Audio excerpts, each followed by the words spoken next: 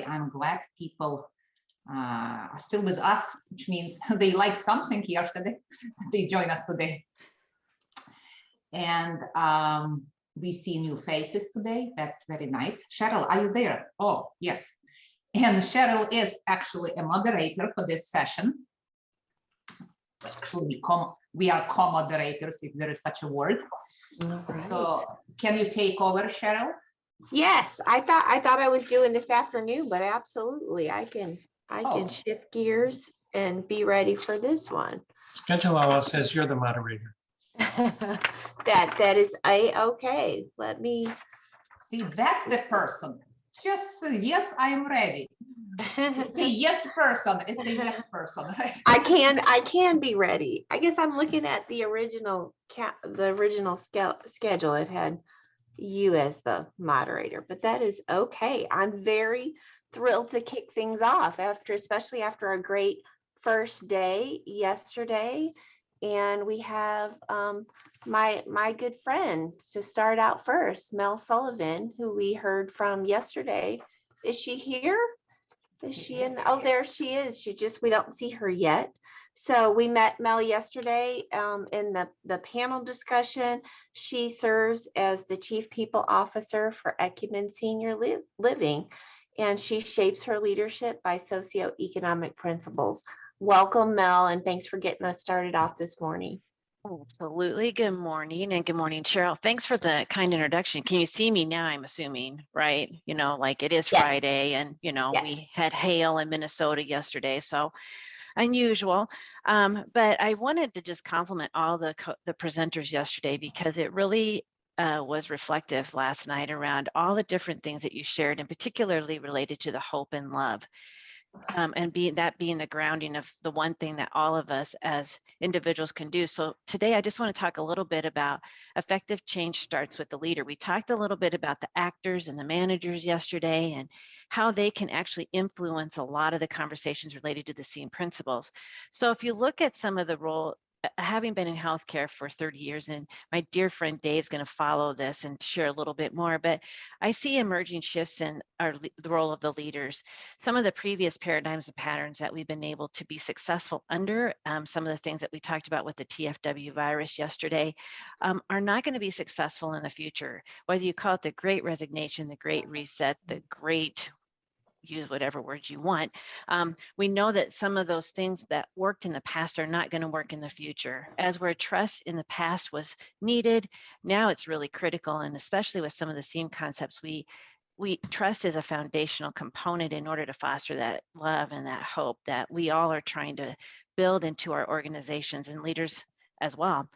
And people were were less important than outcomes in the past. As we're in the future, people are going to be equally as important as outcomes, are going to be tied together very closely. We heard that in some of the case studies yesterday. And then changes are necessary and embraced. We've learned a different mindset with COVID. It is a universal global thing that we've all experienced together. And in that, we've changed our mindset. We've adjusted our abilities to do things that we said were never possible in the past. In order to foster that mindset, we have to continue to practice that. And that change is necessary, and it should and can be embraced, because we will not ever go back to the way things were. Human potential is celebrated. We heard a little bit about Brené Brown yesterday, and vulnerability is something that she has built her entire career on. And vulnerability is a strength. And how can you express that you've made a mistake as a leader, or how can you talk about those mistakes or the things that aren't going very well? And the one thing that I believe leaders need to be thinking about is that work in the past was the purpose, but now purpose is the work. And how do you foster that? And so when you think about the change starting with the leader, the more complex the change, the more that the leader needs to get comfortable with asking their teams to participate in the journey of change and embrace feedback from multiple sources. And the real question is that leader courageous enough to hold themselves accountable to the new mindset, some of the new practices and the new standards, and others accountable for the changing the paradigm? I heard Dave talking yesterday in one of the breaks a little bit about some of his board of directors and some of the physicians that he is trying to foster that change in. And it can be really difficult to change mindsets of ways and patterns of ways and patterns of how things have been, and leaning more into the future of how we want to focus as leaders in the future. So why does it matter? Well, the post-pandemic stress cycle is real, and for the collective we to be able to emerge in a healthy manner, we have to break that stress cycle to allow for our leaders and our teams to begin strategic conversations. And the cost of the labor and our people is one of the top drivers of the financial performance of any organization. That's why in SEAM, economics is deeply embedded in the results related to SEAM intervention. And if that's the case, then people should be critical assets to be treasured and honored, not to be discarded. And there was a conversation yesterday about human resources. I do not use that word because I don't believe humans are resources. I believe they're people and they have individual assets, and that we can actually foster those opportunities for people to build into their strengths. And there's many hidden costs associated with disengagement, recruitment, and turnover, including the angst of filling that position, some of the challenging workforce environment, of the emotional toll that it takes on the people that are doing the work while you're trying to as you're trying to recover and trying to find people to take on those new roles or those emerging roles within your organization. And I think Adele mentioned that, I think yesterday, about that SEAM assumption that most people would choose to grow and achieve. If not, and if that wasn't happening, what would the manager do to have wounded the individual? And I think that's a really interesting concept to be thinking about as well. So how do we get there? So some of the emerging leadership characteristics are curiosity. Are you asking, or is your leaders asking questions related to the people that they are responsible for? Are they comfortable being uncomfortable? Sometimes, like when Ala asked me if I wanted to present, I'm like, ooh, I don't know. I'm a little uncomfortable, but I leaned into it and got the coaching and the feedback, and recognizing that sometimes the very opportunity to be uncomfortable helps all of our leaders lean into getting comfortable with that. And asking for feedback and listening deeply. Yesterday, there was a lot of conversations about what do we listen for? And are we actually listening deeply enough to get to the root cause? And in some of the case studies, there was some comments about this is the first time some people have actually felt listened to. I thought about that last night, and that made me feel very passionate about the work that this group of people is doing around deeply listening to people. I think it's a lost art, and it's something that we all can foster in our leaders that we might be responsible for. And there are lots of different ways that it can be done. As an example, you can do structured interviews as leaders with the team to help foster trust. You can connect routinely to your organization's purpose and share routinely. And you can showcase team members and share their stories to help build to that purpose of why this work is so important and how it's advancing the mission of the organization. But one thing that I just want to end with is compassion. So one of the things that leaders sometimes fail to think about is how are they being compassionate with themselves? And how are they showing up with the love and the hope in their organizations so that individuals can practice compassion with others? So this is the quote I wanted to end with today: is if you want others to be happy, practice compassion. And if you want to be happy, practice compassion. So may we all practice compassion today and in all of our futures as we continue to challenge our emerging leaders and each other to show up to be the best in this world. So thank you. Beautiful, wonderfully done, Mel. Thank you. And you've already queued up Dave Dobogin. Let me get your name. Dobosinski. Very Say good. it. How do you say it, Dave? That's right, Dobosinski. Okay, and he serves as the CEO of St. Croix Regional Medical Center. He's presented the last few years, so I'm excited to hear what's going on at St. Croix recently. And, you know, he pioneered SEAM interventions in rural healthcare 6 years ago. And since then, SEAM is becoming his governing belief. So welcome, Dave. Thank you. Thank you very much. And thank you, Mel. I thought you were talking to me. you're giving me some pointers as we go. Really appreciate it. Mel and I, we go back a ways working together. So I've actually been in the healthcare industry for the last 38 years. And I will have to say change has been relentless and actually been accelerating over the last decade. And it's actually gotten more complicated, more difficult for multiple reasons. And actually the level of bureaucracy and complexity, especially in the US, has increased dramatically. And to me, that's undue burden on the healthcare delivery system. Other than that, everything else is rosy. I'm only kidding. But anyway, St. Croix Regional Medical Center started in 1919. And it's true, it took us till 2016 to discover SEAM and start our SEAM journey with Alain Jean. And so through various interventions, we did identify probably 4 main threads that emerged during that process. First, the organization as a system. Many of you, most of you, all of you probably, system thinking is kind of a way of life, but not necessarily in an organizational structure. But when we change one element, it does impact other parts of the system. It actually can impact things outside of the system, actually impact our patients. Second, rather than dealing with symptoms that are visible irritants to employees and leaders, by the way, leaders have lots of irritants that they try to fix.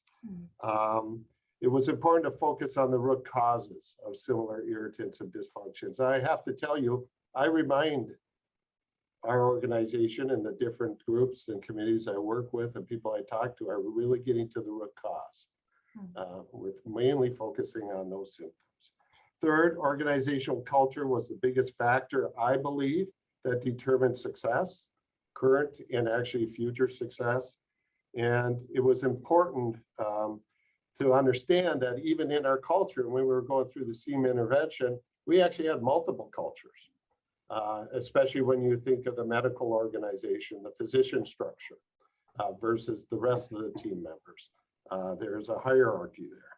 Fourth, leadership. Leaders' role was to steer, support, delegate, and build trust. Well, that's an ongoing process to do.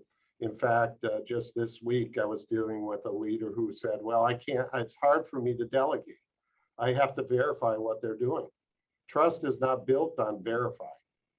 And so, had to have that conversation.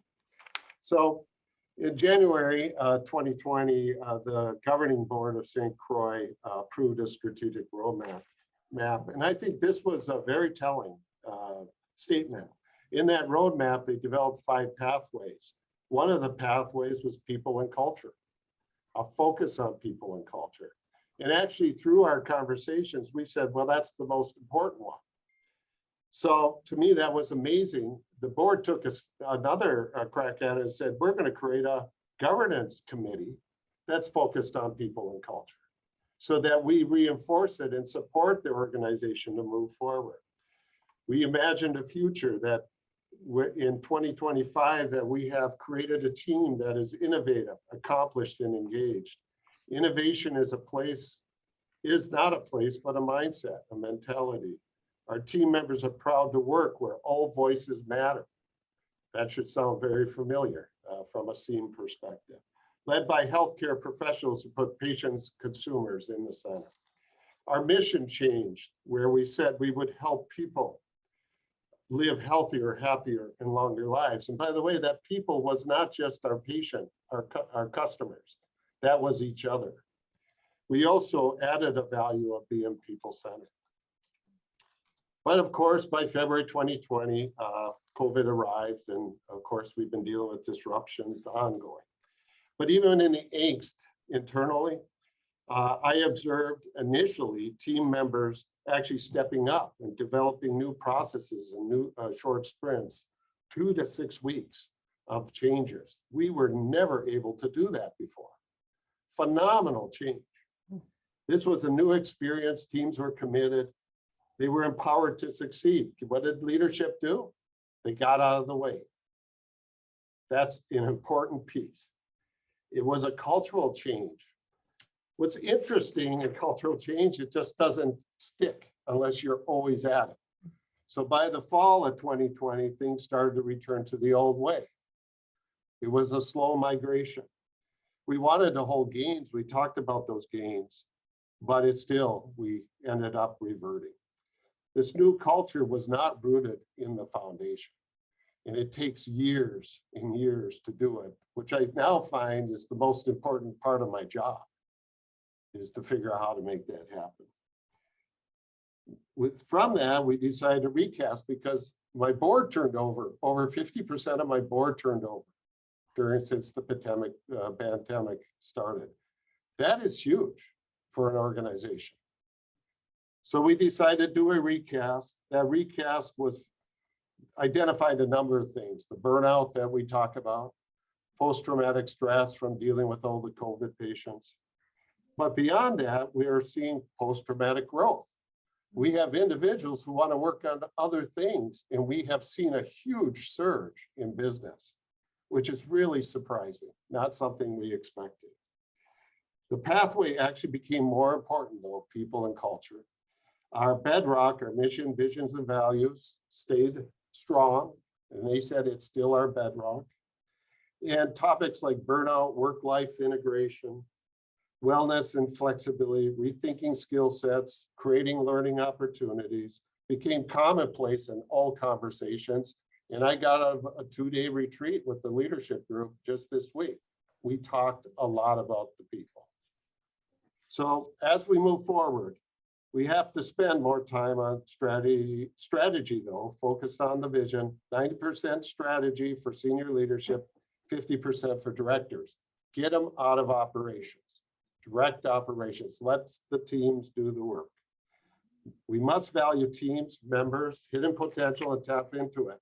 I was doing a calculation at the leadership retreat, and I figured about 20% of our 750 employees are actually working on improving things on teams. We have so much potential there. So we have to build that learning culture. We must delegate operational improvement to the frontline teams, steer and support that work. We must live the organized values. We would need to focus on trust. We must minimize office politics, become a model for that constructive dialogue to find solutions. We must fall in love with the problem and address the root causes rather than the symptoms. And that's a shout out to Jenna, because she talked about it with the leadership. Jenna's my daughter who went to St. Scholastica. And then, and actually, when I look at all this, I always say, well, actually this change starts at the top. And Mel was getting at it with leadership. And that's me. And I would also say the board. And I'll leave one statement here. I'm working with one of my trustees. Am I running out of time? You're close. Go ahead and finish. Okay, so one of my trustees who chairs the People and Culture Committee is helping me rewrite my job description, but they're actually rewriting it not only for me, but for the person who's going to succeed. And so the CEO of St. Croix Health is St. Croix Health, by the way, we're changing our name right now, is people-centered, transformation executive, that overall responsibility for leadership and co-creation of a workplace community of welcome, safety, and belonging. It's an interesting perspective based on what my job description was before and will never be again. And I think this is great for whoever comes in, that they make sure they have a person focused on the organization. The most important resource are people. So thank you. Thank you so much, Dave. Yeah, I'm working for a mental well-being organization. So we're experiencing post-traumatic growth as well because of all the highlights on mental well-being during the pandemic. So great. All right. 2 great presentations to start this morning. Next, we have Camille Bress, who joins us from Paris. So good evening to you, Camille. She has a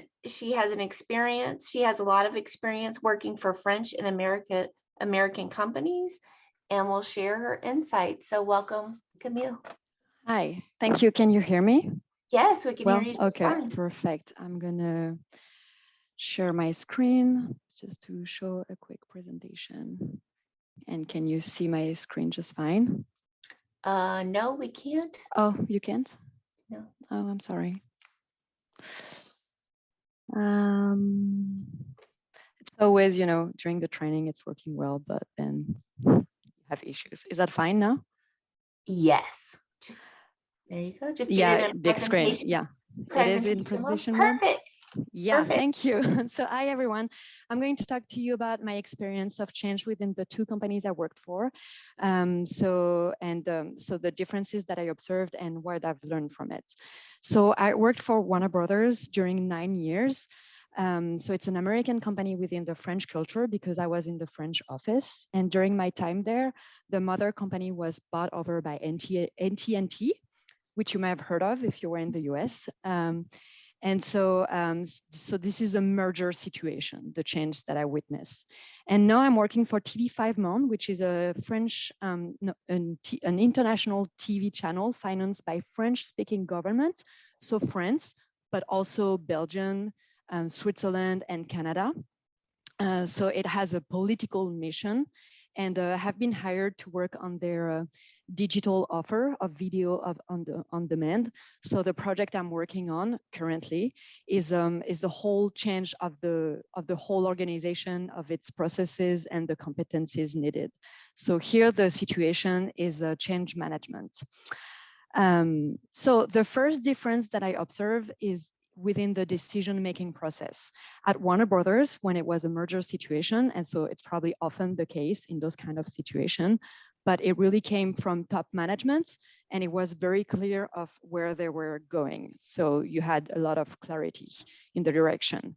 Whereas at TV5 Monde, sorry, when you say it in English, the decision is political. It was announced by the French president and the Prime Minister of Canada. So I guess you can call that top management as well, but it was very political and it came from people of outside of the company. So within the company, we knew where we were going, we knew the time frame, but how to get there and how to build the change to get there, it was not so clear. So it was a more collaborative construction. And you had flexibility, but it was less structured at first. There is always pros and cons, of course, in every situation. So the second difference that I observed, and that's the main one, and it's not just within the change situation, it's within the communication style. It is Warner Brothers, it's an entertainment culture. So it is also something that you feel within the internal communication process, of course. You have team and resources dedicated to internal communication. It's very well structured. It's very neat. So for instance, we had HR, human resource events, sorry, because they're the one in charge of the internal communication, that organized an event for all the employees where the CEO officially announced that there was a merger coming. And then there was a second event that was organized outside of the company to give you more information in a very, very nice area. So it kind of makes you feel special, as an employee. So you had, resources and time dedicated by the team. Another example is from the US. There were probably many different events that they organized locally, but one event was a conference by Brené Brown, and you talked about her earlier, so I'm sure you know who she is. So there was a conference organized by her to talk about leadership and how you could be a leader at your own scale. It's not about being a top manager. Everyone could be a leader. So it was very inspiring and motivational, and it was very nice. It was broadcasted to all the employees all around the world. So yeah, that was, again, an example of resources dedicated by the company within the communication. But that's something especially that would not work at TV5 Monde, this type of event. It would be perceived as too much of a show. People would be skeptical. They would feel that through a nice communication, you know, the top management is hiding the bad news. I think it's because of the TV5 Monde culture, but maybe it's also a bit because it's French, and French people may tend to be a bit more skeptical, maybe. But anyway, Warner Brothers dedicated a lot of time and resources to internal communication about this change. But even though the global communication was really worked on, in a merger situation, of course, on an individual scale, some people would be let go. So it was not necessarily very clear of what it means for each individual. So it's about how you say it, but it's also about what you say and how specific you are on an individual level through closer managers. So that was for Warner Brothers. At TV5 Monde, there is no team dedicated to internal communication. And basically there is no real internal communication. So that's very different. One event was organized a year after the launch of the project. So while the change was going on, and it was organized for top managers only, to say that obviously through the project, the whole organization is changing, so that the new processes and organization will be built in collaboration with all employees. Yet the event to announce that was only for top managers. So so you have it's more collaborative construction, but there is a lack of clarity and resources put on the internal communication. In both situations, however, I really feel that people are in demand and are in need of information. They need clarity, they need transparency of where they're going, and they need to be reassured that their job is not irrelevant. And because I believe it's really hard to deal with uncertainty. It's hard to pronounce in English, but so you need to be reassuring to have as much information as you can from the company. So that was the main difference. But then also you have the attitude towards employees that is different. Warner Bros. It's a great environment. It's a great company. You work on great project with great resources, great people. I loved working there. But you know, at the end, the aim is to make money, and so the employee is an asset. So it feels a bit less personal. It feels kind of like you're caught up in a big machine. Whereas at TV5 Monde, even though there is a change in the competencies needed, the workforce stayed stable and is very protected by trade unions. So it's a safer, more secure work environment, yet sometimes change is good. So if you want to do the change within an established workforce, it's great to be able to train people to new competencies, but then it could take more time and you have sometimes less flexibility from my experience. Finally, the last difference that I observed is concerning the result orientation. Warner Brothers, as I said, the aim is to make revenue at the end of the day. So it's very result oriented. It's really about the figures and the KPIs. It's what I thought was normal, but at TV5 Monde, it's since it's also a political company, it's about the results, of course. And of course, we do have KPIs, but not only, you know, it's also about, it's very political. So it's also about how you communicate and how you get there, you know, not just about the final results. Thank you, Camille. I have to, do you want to like maybe just show these final thoughts on the slide, and then it is time. It is over. It is time over. But no, so the conclusion is that in a change environment, communication is key. But this communication has to be clear, transparent, and respectful.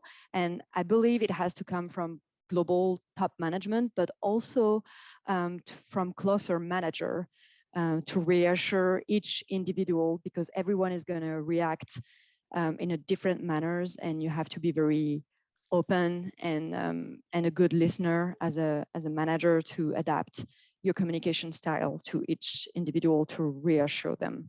But at the end, it's the people that are going to make the change successful or not. So you have to have them on board and thus Thank you. communicate with transparency. Thank you, Camille. Thank you. This is a really great segment. We have one final presentation. We have a duo of presenters for this final one in this segment. Raymond Sanor is professor in organization and international management at the University of Basel, Switzerland. So we have someone joining us, two people joining us from Switzerland. So welcome. And is co-founder and director of the Center for Socioeconomic Development in Geneva. His colleague, Li-Chi Yu, has over 20 years of experience as an advisor to governments and international organizations on organization development and reform of public administration. So welcome to you both. Well, thank you, Cheryl, and hello to everybody. It's a pleasure to see people we have met last year in Lyon.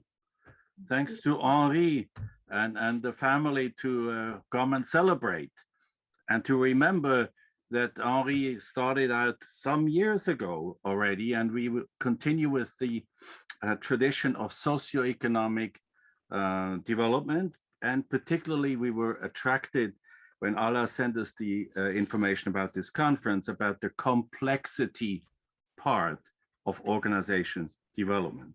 So allow me to upload briefly, share screen. Okay, I think this works. Can you see it? No, that's it. Tick. Yes. Yeah.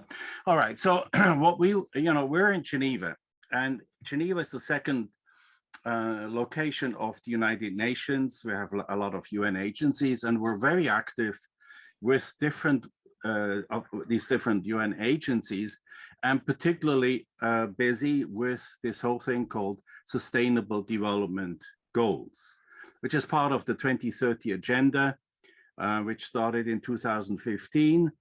But well, the majority being from the US, we have seen the latest studies about recognition of what this means, SDGs.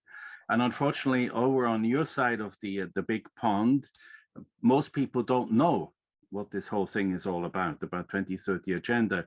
And maybe I'm wrong in regards to people watching us and you are familiar with it. But here it's less about familiarity. It's just to show you and share with you our experience of having worked in different countries on SDG implementation of what that could mean in terms of organization development in a larger context. So let me start first at the micro level, looking at what could companies do in terms of implementing the SDGs.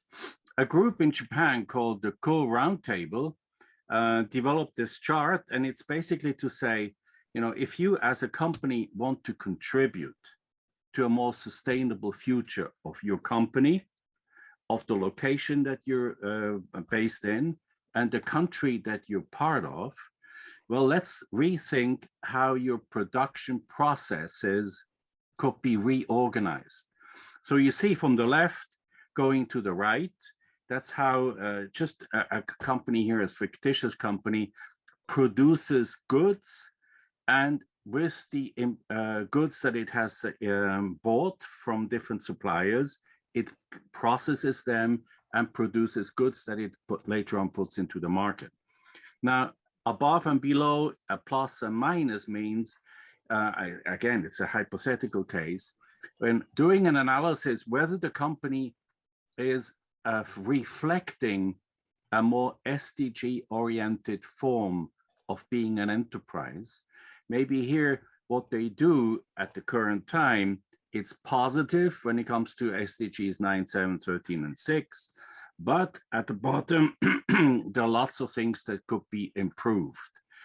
4 is about the education of the workers, of the employees. 8 is decent work. how to improve the climate. Several of you have now mentioned the organizational climate and so on. So just to give you a picture what companies can do, and some have started to implement this. And by doing that, not only do they contribute to society at large, but also they make their own enterprise more sustainable. Now, nothing is just, from our point of view, possible at the little micro level. We are all part of a larger whole. Here, we just put this into its more typical sociologist perspective of what the world looks like. We got different levels, from micro to meso to macro to meta level. When we go to now applying the SDGs, at the very top, at the global level, at the United Nations, that's where we have all the 193 countries who met in 2015. After 2 years of haggling, of intense negotiations also with business and civil society organizations, they came up with the SDGs. That's at the global level. Then at the country level, at the macro level, of course, our countries then have the task to implement what they have promised to do in New York. And that means different laws, different incentives, also maybe to some extent direction when it comes to business. At the meso level, we're talking about the interfacing between companies, society, associations, the industry. A lot can be done through industries, through their chambers of commerce, and micro is the company itself, as I've shown you before, what they can do.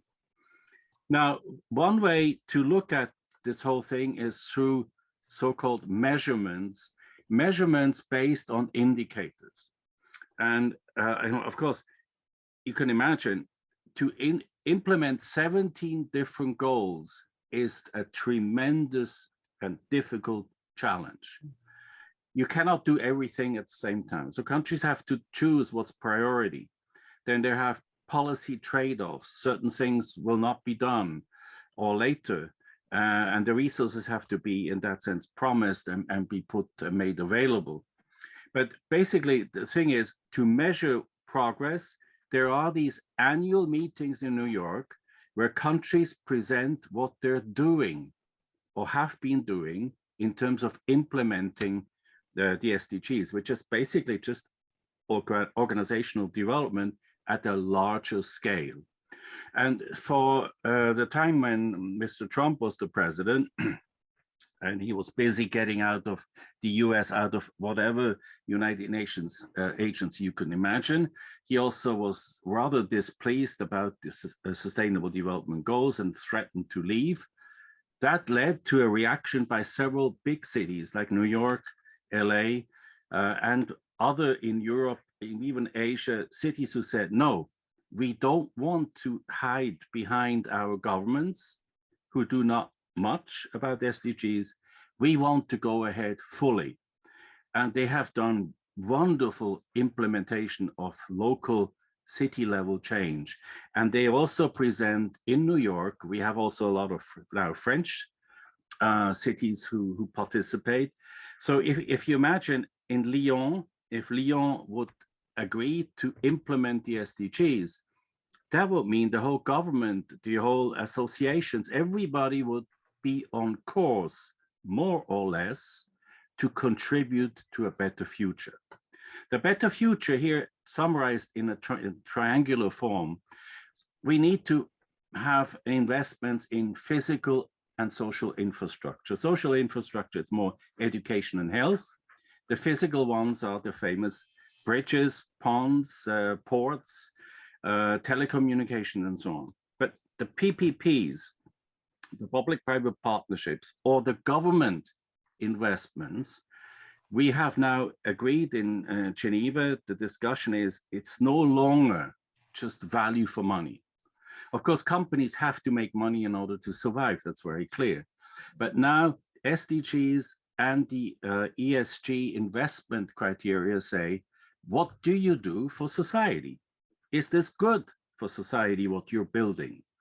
And who has to pay for it? Of course, it's the young people, the next generation, because some of the larger infrastructure projects last 20 up to 30 years, and they have to then pay up the bill that our generation is putting together.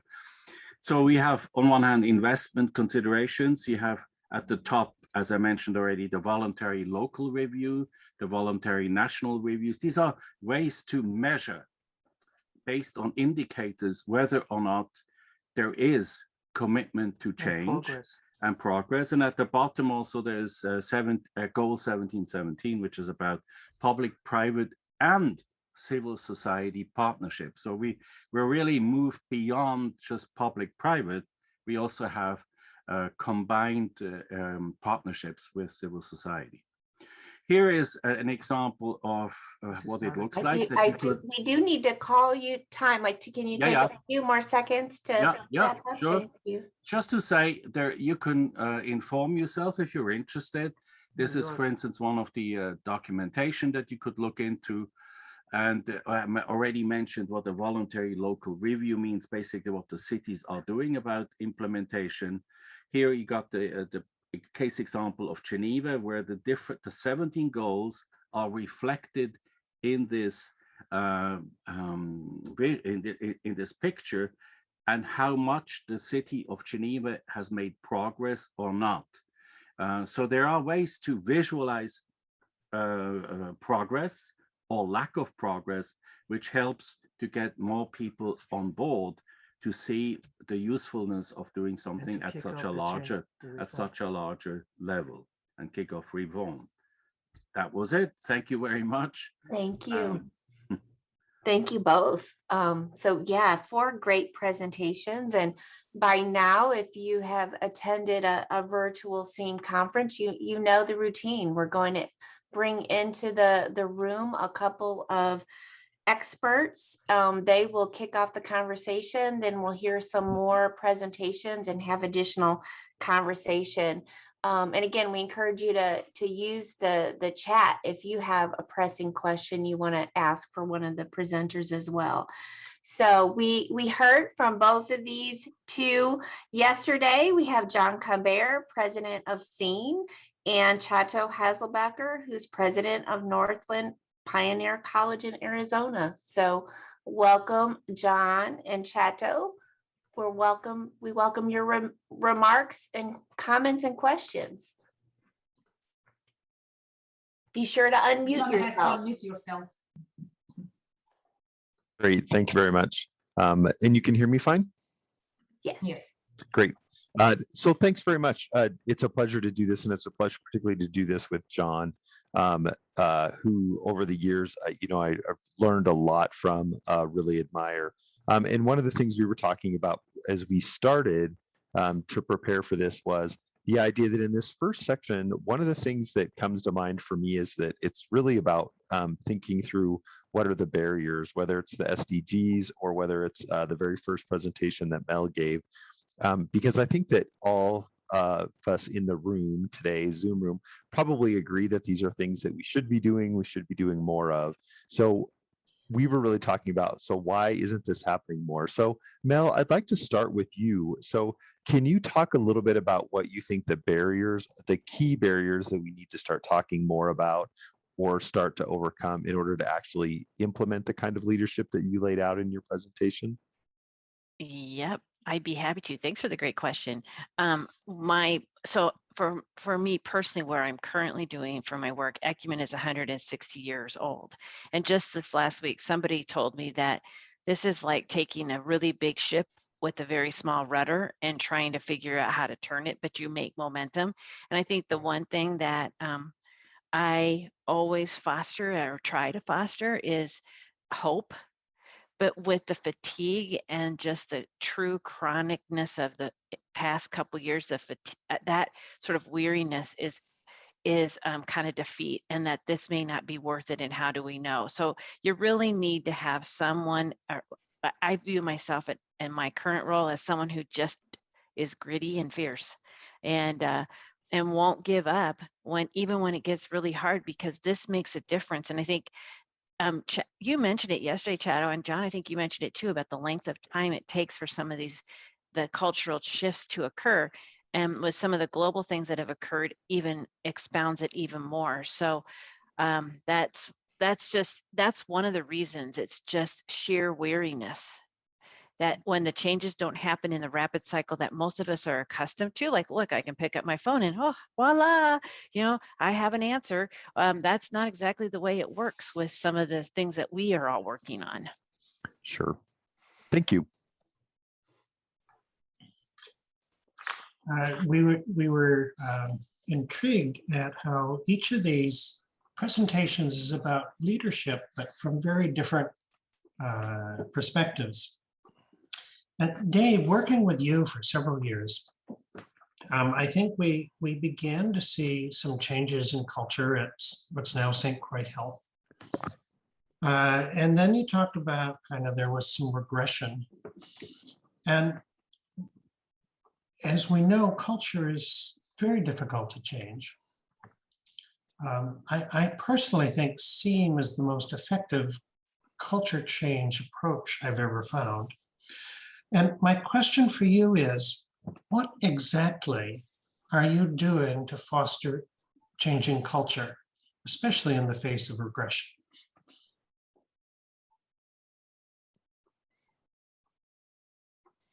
Good and a difficult, not an easy question, but as far as fostering that change, I think our recast is kind of actually reinforcing the direction we were attempting to go before the pandemic hit. And that it really is around the conversations with especially the leadership side. The board level has, it's probably the best board from me, that's my boss, that I've ever had in my career, my 35 years in leadership. And that is fostered by looking for individuals with diversity in background, picking them based on competencies, which we talked about when we were going through SEAM. And I've watched this evolution at the board level, which also then creates an evolution for us as a leadership, and an evolution of, from a standpoint of actually supporting leadership to evolve and change. John, as you know, and working with us, some of the setbacks that we usually get, sometimes it comes out of the medical side, the physician side. And there is a culture there that is really hard to break. Tuesday and Wednesday, I spent 2 days with a select group of my leadership team, including physicians. And some of that stuff haunts us. And right now, I am still the only voice who can push back. People are intimidated. So we have a long ways to go. But I think it is that learning how to have the right dialogue and push back so that we can change that leadership. I would say that some of the physician leaders, they're not all that way. They do think of the whole, and they think of the system. But some of the physicians, the way they're trained, they are trained to make quick decisions. And this is the way it is. Not very open to new ways of looking at things. So I think it's going to be a tough journey, a long journey. My thing is to help us make the transition that we are more structured as a learning organization. But I am really setting the table for the future. I am a transitional, and we all are transitional as leaders. So what we can contribute is to help get the organization in the best place so that it can succeed in the future. And to me, we're not, if we don't have healthy staff or team members in a healthy culture, you cannot transform fast enough. And actually other things will happen to us before that happens, if that's the case. So there is a burning platform to change. Thank you. I'm complete. I've never, working with you, I have never found anything so difficult to embrace as looking for a change of physician culture. That's extremely hard. Yeah, I wonder to what extent. I mean, it is.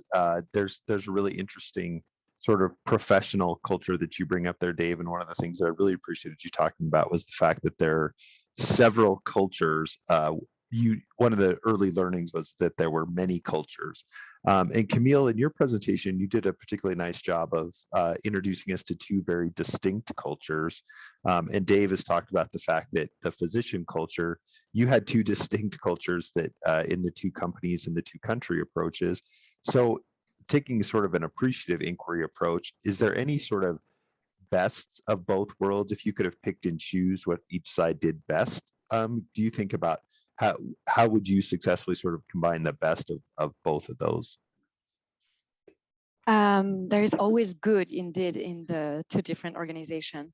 I think what is very nice at Warner Brothers is that they dedicated time to global communication and resources. And so to an employee, that makes you feel meaningful. So I thought it was very nice. Yet I think it needs to be more collaborative. So I feel like today you need to have, as I said, people on board, but to have them on board, you need to give them meanings and to make sure that they agreed with the direction you're going with. And so it's always collaborative intelligence, I think, is very strong. And so I feel like maybe because it's a much bigger machine, Warner Brothers, but I feel like at TV5 Monde, we have that. And I think a mix of keeping this collaborative approach, yet having more global communication coming from top management. It should not come just from bottom management. So I think that would be, yeah, the mix of the two, that would be the best word. But it's really about the individual. And today, nowadays, more than ever, it's about meaning, I feel. Great. I love that people. comment about that it's about meaning. I think across, it's interesting to hear you say that. My culture is very different than yours or the two cultures, but I would say that the same thing resonates kind of in my organization now. I think that's really well put. I do want to point, we're near the end of our time in this section, but there's a couple of good questions in the chat. Kate, we'll try to get to yours. But Brian, maybe in what John sort of, as we move into talking about SDG, maybe there's something we can pick up in there as well. But John, I think you were actually going to, you had something to note as well. Yes, and we can come back to these after the next section. And Henri, if you're able to stay, I would really love to hear your comments about SEAM and culture. However, for Raymond and Licia, you talked about something I had never heard of and find actually quite inspiring. Really trying to pin down how do we improve things on several levels. And at the heart of that seems to be a very strong concern about the socio side of things, concern about the individual that for me is a foreign concept from what I see in most of American business. That the American business is for profit, and ethically that's what you're supposed to do. And so I wonder about your observations about responses to, we ought to be working for the socio side of things. My experience in Europe is that's often more valued than it is here in the United States. So I wonder if you have any insights about resistance to socio or support of socio on the various continents. Well, thank you, John. And Ramon and I decided on a division of labor. So I'm going to try to answer your question and also address Brian's comments in the chat. But I wanted to pay respect to Henri, because yesterday I thought it was brilliant to come up with a very important sort of a distinction about personal individual ethics, the egotism versus altruism.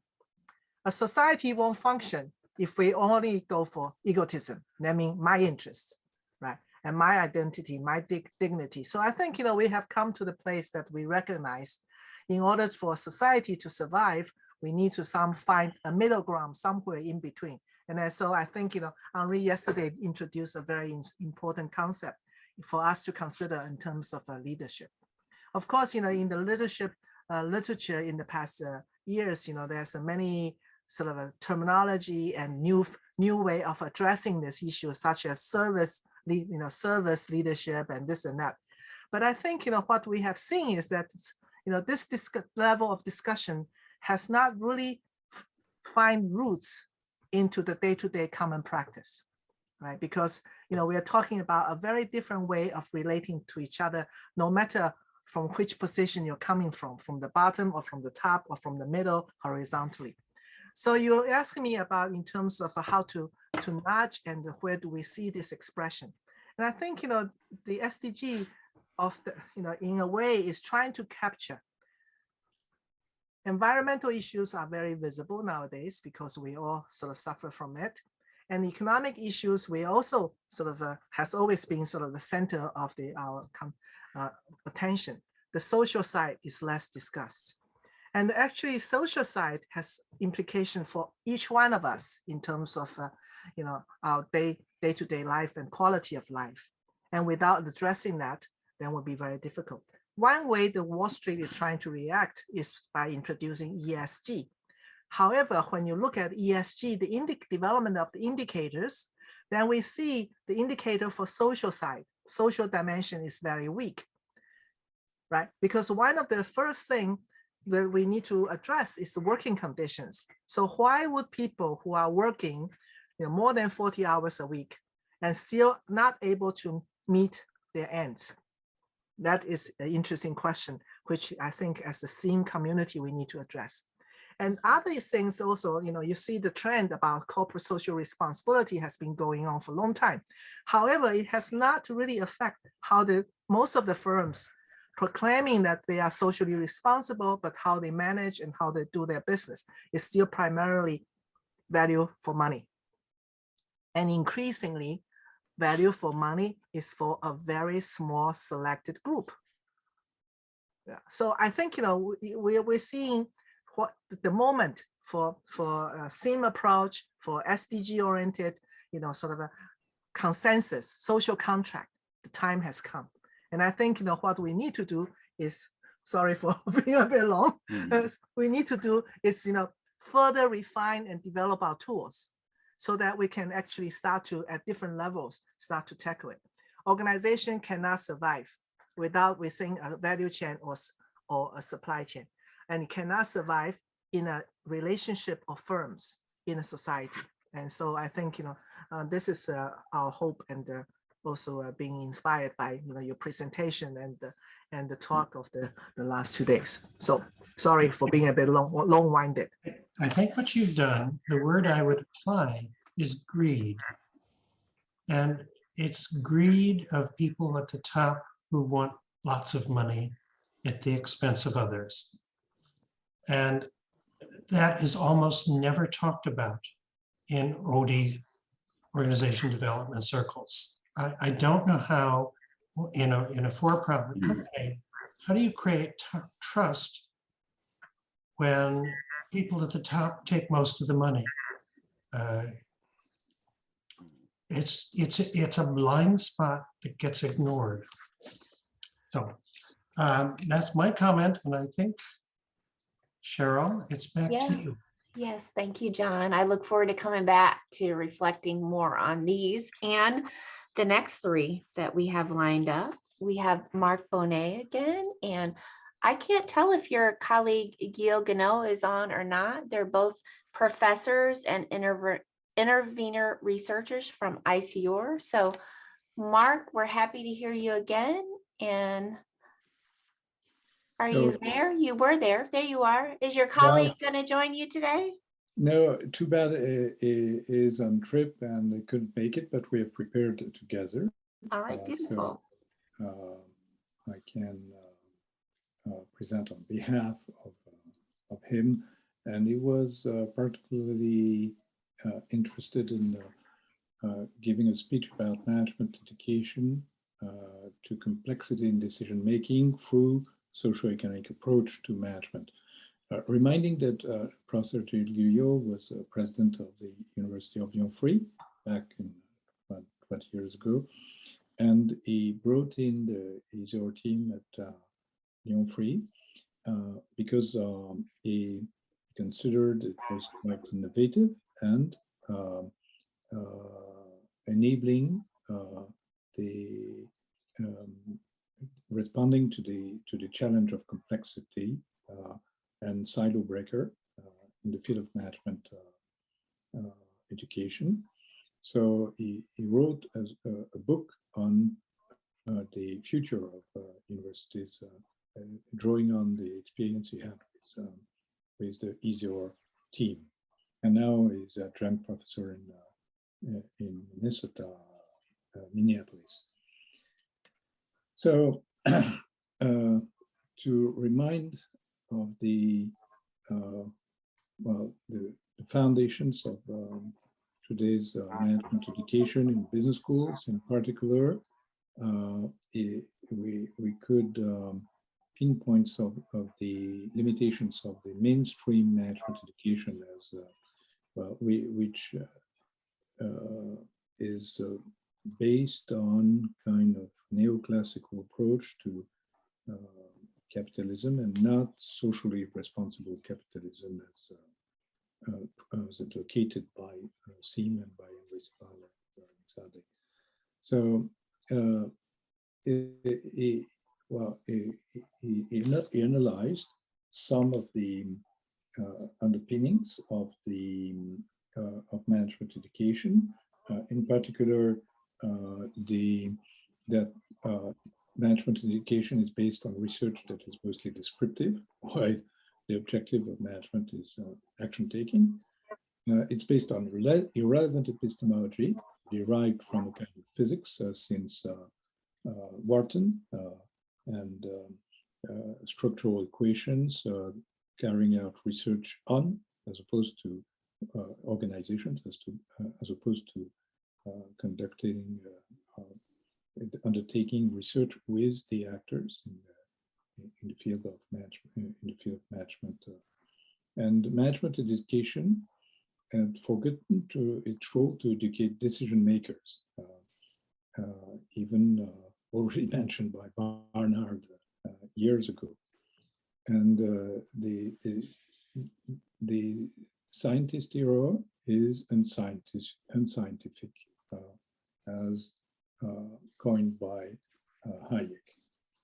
So two different conclusions from Gilles Guyot's historical analysis. Education to management should only be based on practice, as management is not a science, but it's an art. It's one of the points of view. Second, we are closer to that stance. Engaged scholarship is needed to deal with complex problems.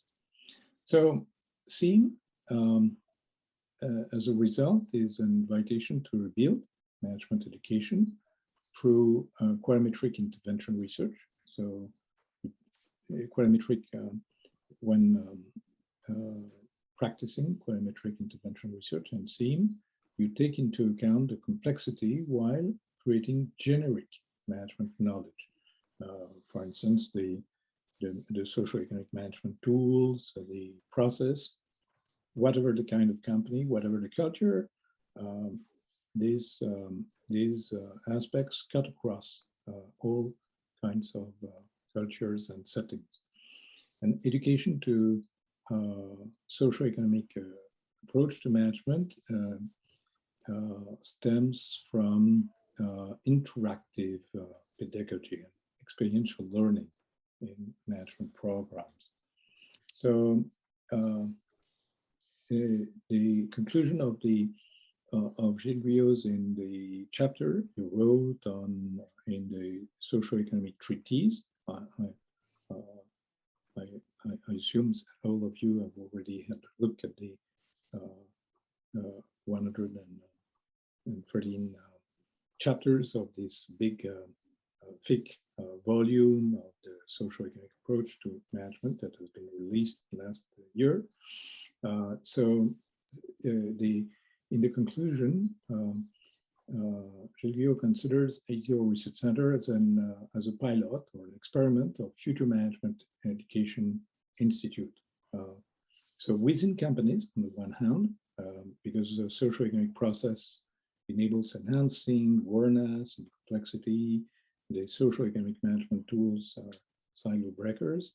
And second, the programs that is supported when being the dean and also of the business schools and the president of the university, these programs, these back and forth, these sandwich courses enable the back and forth analysis between company experimenting tools in company and went back to school, formalizing and enhancing the reflexivity. So even in universities, it leads to a different system, a different paradigm of management education. So thank you for attention and looking forward to answering questions.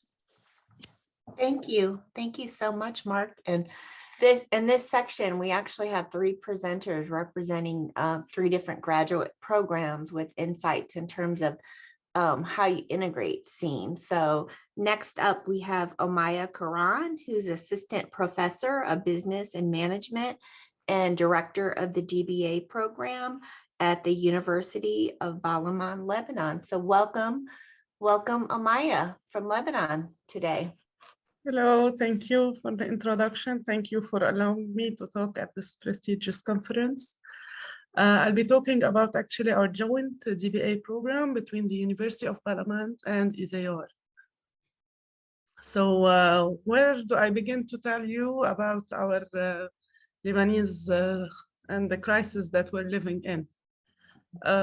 Actually, as you know, we have been living in a compounded crisis, and it all started on October 17, and we're not waking up from this nightmare.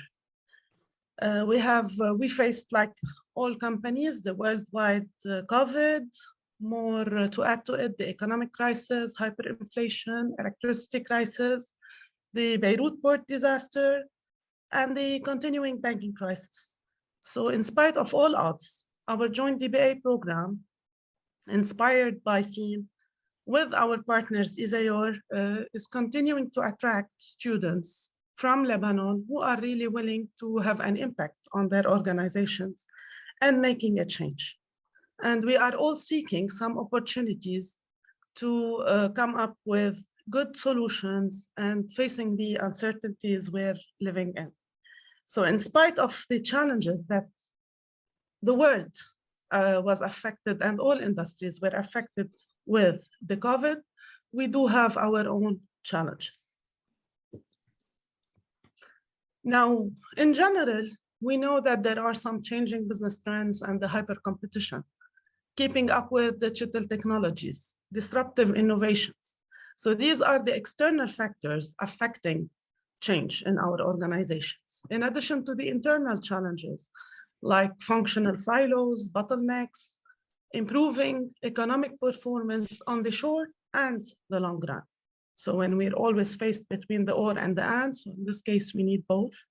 Employees' well-being, mental health, caring, and here where we need more love and hope, like we heard yesterday. So we know that organizational transformation is necessary, but are change programs always effective? I assume the answer is a no, but why? One reason could be when we focus on improving a process rather than changing the underlying drivers.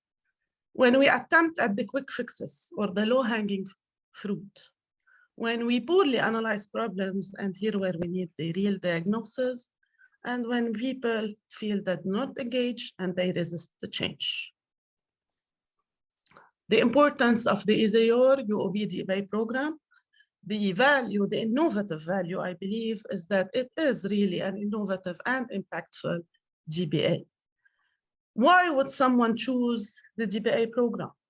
It actually delivers a detailed step-by-step methodology, which will align all resources and involve all contributors, players, actors, so that the organizational transformational change is met.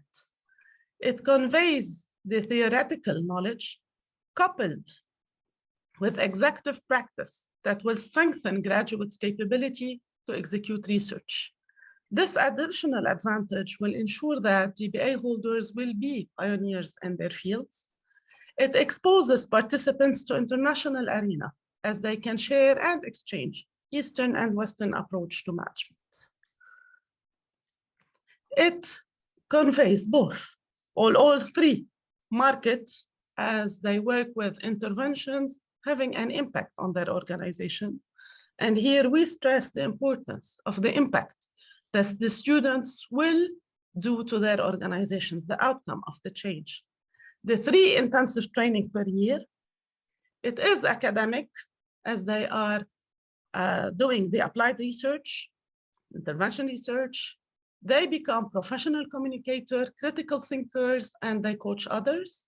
It is research as it is a scientific approach to consulting, and where they are assigned 2 supervisors, a field and an academic supervisor. Many executives are facing complex issues, especially these days, and solutions cannot be found out of the shelf. Many executives have received a master's degree and they need to further their training, and executives do not have time to go through the complexity and PhD program. Here is the importance, and this is why the creation of such a DBA program has the advantage. Expected professional impacts could be related to an innovative solution, finding and creating innovative solutions when facing a blur environment, enhancing organizational learning with one's own organization, and avoiding quick fixes and managerial decision-making traps. Students feel that they enhance their reflexivity. They know that through this DBA program, they can prevent the stress and burnout because they're working through the tricky issues. They can balance action and reflection, transform experience into knowledge, and getting a doctorate that adds value on one's biography. All of these give a candidate with a DBA degree becoming a scholar practitioner, a critical thinker, a researcher, and a professional communicator.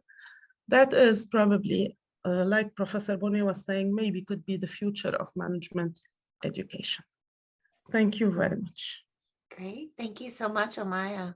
All right, so finishing up this section, we have another professor, Bob Randall, who's Assistant Professor of Management and MBA program at the College of St. Scholastica. So welcome, Bob. All right, thank you. Great to be with you again today. And let me get this up and running. Can you see my screen okay? Yep, we're seeing your presenter view. The notes view or the presenter? The notes view. Oh, all right, let me swap this out then. How's that?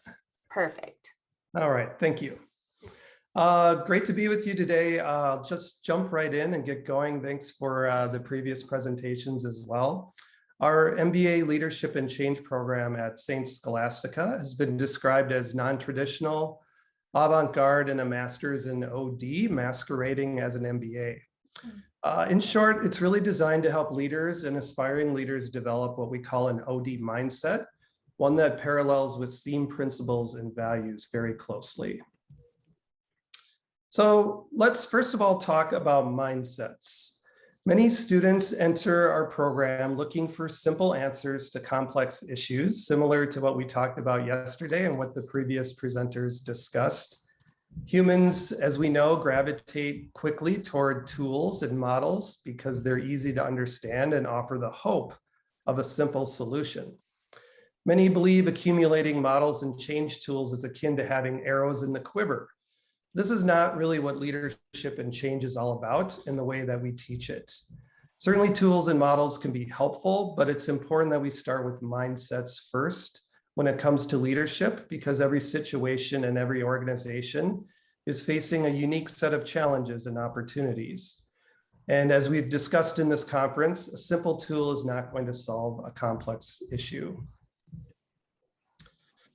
So one thing we work against are the predominant cultural norms in our society, where we look at the leader as a savior with all the answers. The leader knows best, the leader drives results, the leader needs to fix the workplace. But these are examples of what I call a supremacy mindset, that a savior is going to come in and wave a magic wand to solve all the issues.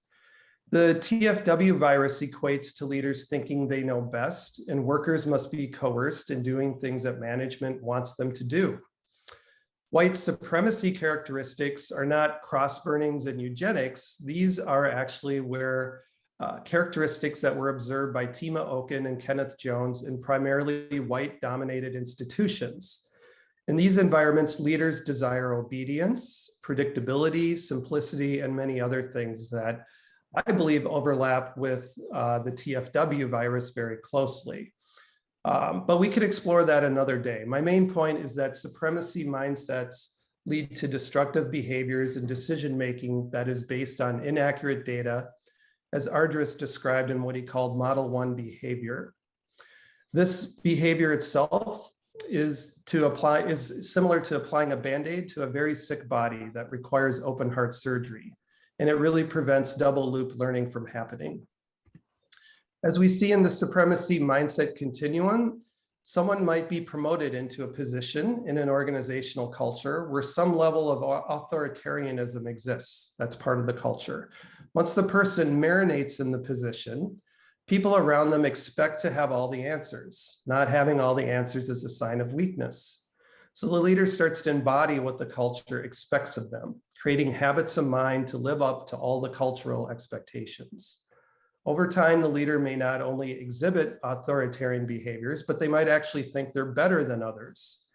The leader has, quote unquote, made it, and now is part of what Dr. Hazelbaker referred to as the organizational aristocracy yesterday, creating a supremacy mindset in the leader. As the social scientist Alan Johnson once said, people who are born on third base may actually think they hit a triple to get there. The same can happen here. Someone promoted into a leadership position may over time think they're better than others. They may think, I'm at the top of the organizational chart, therefore I actually am the smartest person in the room. This is the supremacy mindset that we're working to avoid when teaching leaders to form an OD or SEAM mindset in our MBA program. So instead, we work to build a mindset based on OD principles and values. Everything rests on the values. And so what are they? I summarize them this way. It starts with humanistic. People come first. It's simple to understand, but not always easy when operating in a world where supremacy mindsets are prevalent and the TFW virus persists. I think this is where love comes into play that we talked about yesterday. Everyone is valued because they are human. And practicing that can be challenging in TFW virus-oriented cultures. The next value is democratic. We value and create psychological safety where the voice of the employee is valued. In fact, in modern OD, which some call dialogic OD, the employee is truly empowered to take responsibility for changes in the organization. This is where a radical application of democracy exists. In SEAM, people start discussing things that were previously undiscussable during the mirror effect. The next value is development. And this is where everything we do is learning and really is foundational to Lewin.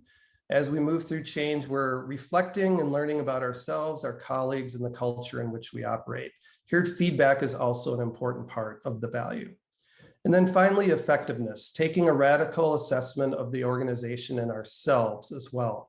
How well are we serving the mission and purpose of the organization? How well do we know ourselves? How authentic are we and grounded in who we are? And in SEAM, leaders are expected to steer the organization. This means taking the time to build strategic bedrock that Mark Benet talked about yesterday. At the center of everything is a humble relational mindset. A humble mindset and practice is where Shine advocates the use of humble inquiry, asking questions rather than telling. It also means building what he calls level 2 relationships, which are trusting and personal. Nelson Mandela once said, quote, "If you make people realize you are no threat to them, then people will embrace you," unquote. This is Mandela's approach to humility, and it's one that builds relationships and is a path toward change through influence and not force. The relational part of the mindset is not limited to relationships. It also recognizes systems thinking, that we're interconnected not just as people, but also to our environment and to other things as well. So it takes a lot to build this mindset in our culture today, but we believe it's very effective when we do. So the final slide I'll just leave you with, here are some quotes from our students in the MBA program as they describe how the OD mindset and the SEAM mindset plays out for them in their lives. What my real hope here is not to create a commercial for St. Scholastica, but that more and more MBA programs, doctorate programs, leadership development programs, and learning programs everywhere take on building an OD and SEAM mindset in leaders. And I look forward to more discussion on this here in a moment. Thank you. Thank you so much, Bob. All right. Back to Cheto and John. And we have a nice robust amount of time to debrief all of these presentations, and then we'll take a break and come back for our final session. Just a note, we have 23 minutes and we can engage all people who presented this morning. So it's not only for presenters, 3 presenters. Just. I think we would like to start with Mark and Amaya and Bob, and then broaden it out. And Mark, in a way, what you described is when you talked about, on one of your slides, it's the scholar practitioner divide. And that it's your slide with Mintzberg that you learn management by being a practitioner, or you learn management by management theory.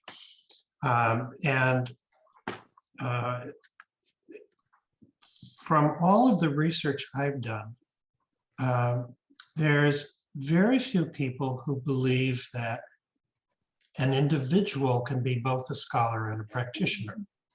The argument is the practitioners don't know enough about research and the scholars don't know enough about real life. And so most practitioners ignore all of the research theory. All of the publications are ignored by most managers. And the practitioners have little to offer to the scholars, and so rarely do they talk to each other. And SEAM is one of the few places where people are actually scholar practitioners by their training. My question for you in that is, and then Amaya, I'm going to ask the same question of you so you can prepare yourself.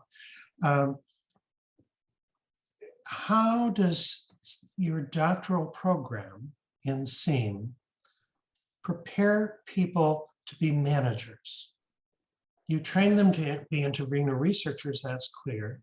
You train them to be professors because you've got professors. How do you actually train people to be managers? And I ask that because management schools don't seem to be able to train people to manage people. They manage money and they manage process. But how do you train people to manage people?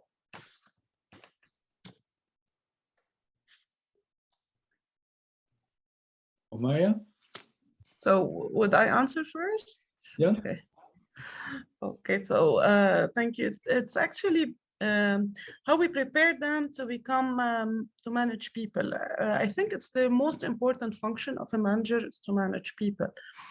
What I guess is that through the steps or the stages that they follow while they are intervening, All they have to do all through these steps and all through these stages of change, they are managing and motivating people and leading people from the diagnosis till the time where they identify the root causes, when they start planning together the participatory management approach, implementing, and then the learning. So they do in every stage of the change, they are managing people and motivating people. And they know that they can only be achieving this change if people are willing to change, because it's the organizations will not change, but the people and their behavior that will change. And as many would say in change, you need the head, heart, and hands. So through every stage of the SEAM process, we are managing people. And I guess this is how they become good at what they're doing and at managing. And this is why we do have students who are the CEO of their own organizations. So they are by themselves already executives. And they learn a lot through following the transformation stage of SEAM from my experience dealing with the doctorate students. So in a way, to use Bob's language, they marinate in SEAM and out of that become good managers? Yes, exactly. Anything to add, Mark? Yeah, and in our programs, master program, doctoral programs as well, and so on, the first aspect is to accompany those practitioners and scholar practitioners to listen first, to listen and to draw on kind of what we might call Fox wisdom and the layman where they will observe the complexity.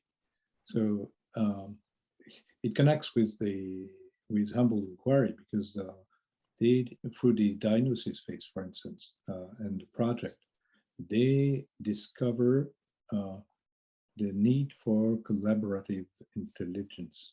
And it's just the opposite of what they've been taught before, in particular in traditional MBA programs and so on. So it's a paradigm shift for them. Thank you.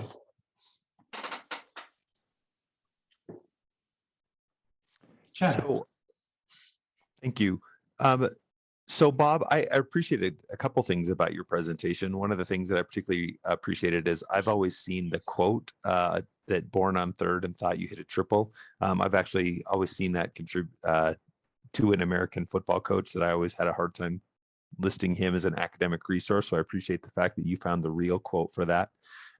So I want to just start there. One of the things that's really struck me as we think about greed and we think about some of the other topics that have come up in the chat is that I think your slide does a particularly good job of beginning to really get at Kate's question, which is how do frontline people integrate this work? So as you worked with students in the St. Scholastica MBA program, many of which would maybe be in the same situation that she's in, where you're newer in your career and you're just starting to try to integrate this work. Do you have any thoughts, or can you give us any examples of where you've counseled individuals through the program as they've, I can imagine there's a process that they go through where they have to sort of shift their mindset themselves, and then they're showing up at work differently with this new mindset, and that's likely to cause some potential clashes with the culture they're in. So any thoughts on how you've helped students navigate that once their eyes are open to the SEAM approach, which I think gets a little bit at Kate's question above? Yeah, there's no easy answer to that, like a performative playbook or a checklist for that. But I think it starts with grounding yourself in those mindsets that I was talking about, so that you're grounded in what your own values are. So that when you do step into that marinade that we talked a little bit about, that culture, sure, that you're very sure of who you are, so that the culture doesn't change you without you knowing it, and that maybe you can actually influence the culture within your own sphere of influence. And as you said, that might cause some conflict along the way. But if you're really grounded in who you are and what your values are, you're gonna be able to manage through that fairly well. And or maybe you'll find out that maybe that's not the best place for you to continue to share your talents. So sometimes that happens as well in that whole process. And so each individual kind of makes up their mind. But when you are within that organization, when we're a part of the whole, you know, people make up the culture at the end of the day, and there's an opportunity to influence it. Thanks. Yeah, I mean, I think for me, one of the things that's really powerful is just having people to have these types of conversations with, ideally finding folks within your organization that you can have the conversations with, but also having people, so whether it's, you know, kind of a regular check-in that I do with John and Dave Swenson, or, you know, the fact that I call you occasionally, Bob Randall, to you know, ask for things. I mean, having people that you can speak this language with, I think has been critically important to me. And as we open it up a little bit to some of those other questions, John, I know that you might have some other thoughts, but one of the things that just really struck me, being a senior leader who would like to be a scholarship practitioner, who's not as immersed anymore on the academic side, is I'm just struck time and time again by how many sort of triggers there are out there that seem to pull me away from the SEAM mindset as a senior leader. So Bruce, there were a couple of notes about greed in there. And I think that Bruce, you had a particular note in there. So I can just tell you right now, it is awfully challenging, very personally, to be going into the contract negotiation as a college president. So I've also been signing every contract on campus because I have to do that. So I certainly know that my compensation is far above what the lowest compensation in the organization is. So this is one of the places where I think the SEAM mindset and talking about greed is really at a very base level for me, very challenging, and why this conversation has been particularly good for me this afternoon is because there's a real opportunity for me to lead on this issue. But whether it's this or whether it's being participatory in my management style, trying to be truly democratic in the organization, I can just tell you that that is a day-to-day, every day, get up at 7 a.m. and get into the office struggle to make that actually work as I work out my professional life. So this has been a really encouraging conversation.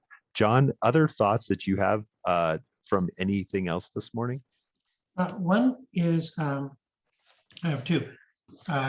One is, as we've taught people about SEAM, some of them discover they're working in a sick organization, and then they have to face the choice of staying or leaving. And to stay in a sick organization can be quite a challenge to people's health. The other comment is, how do you implement this mindset if you're not a leader? And one of the things we've done is encourage people not to be run by magical thinking. And Al and I have a piece which you can get on Google Scholar on magical thinking. And it essentially is saying, I'm already working as hard as I can. You've just given me another task and I'm going to pretend that I can do everything well. And that's magical thinking. It doesn't work. You can't keep adding things and get high quality. And so we try to teach people to respond to those requests by saying, great, I will do what you would like. What do you want me not to do? So that rather than allow the magical thinking go unnamed, by naming what's happening, it starts to create a change in the organization. Some people resist that, some leaders, but we've had a number of people who say, my boss now expects that of me. And it's just a bit of intrusion of health into workplace management. So that was my comment. Opening up to everybody and everybody's questions, and perhaps we could start by, is Henri still here? Oh well, I was hoping we could bring Henri into the conversation, but I guess we can't.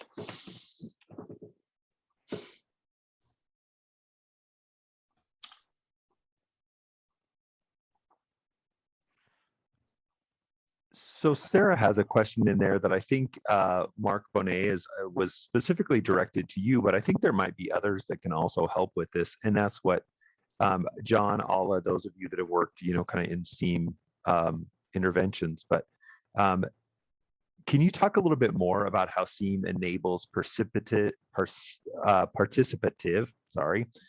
collaborative decision making and making larger system changes versus the day-to-day system changes? So I think one of the things we're getting there is that SEAM, we've talked a little bit like with Bob about how SEAM changes the individual to make individual changes from a different mindset. How does SEAM, and I think Omaya, you may have some things to add to this as well, how does SEAM enable the whole organization to make collaborative and participative decisions? Maya, you want to go first? Yes. So what I was thinking of is that SEAM it involves all actors in all cases, and we do believe that each and every actor in the organization has a role to play. So and the information and the knowledge does not only exist within the people executive, but maybe also the frontline. Everyone has the information. So starting from this, listening to everyone, as also Professor Bonet says, we have to listen, knowing, getting this information that involves everyone, and everyone is also involved in the decision-making and the planning and the implementation and reflection. Once people feel involved, they would be more willing to do the changes they are required to do. And that would also lead to a participative management approach. Yeah, thank you, Omaya. And if I may, I would add the fact that in SEAM, in the SEAM approach, we assume that reality is so complex, a large number of variables and unlimited number of variables.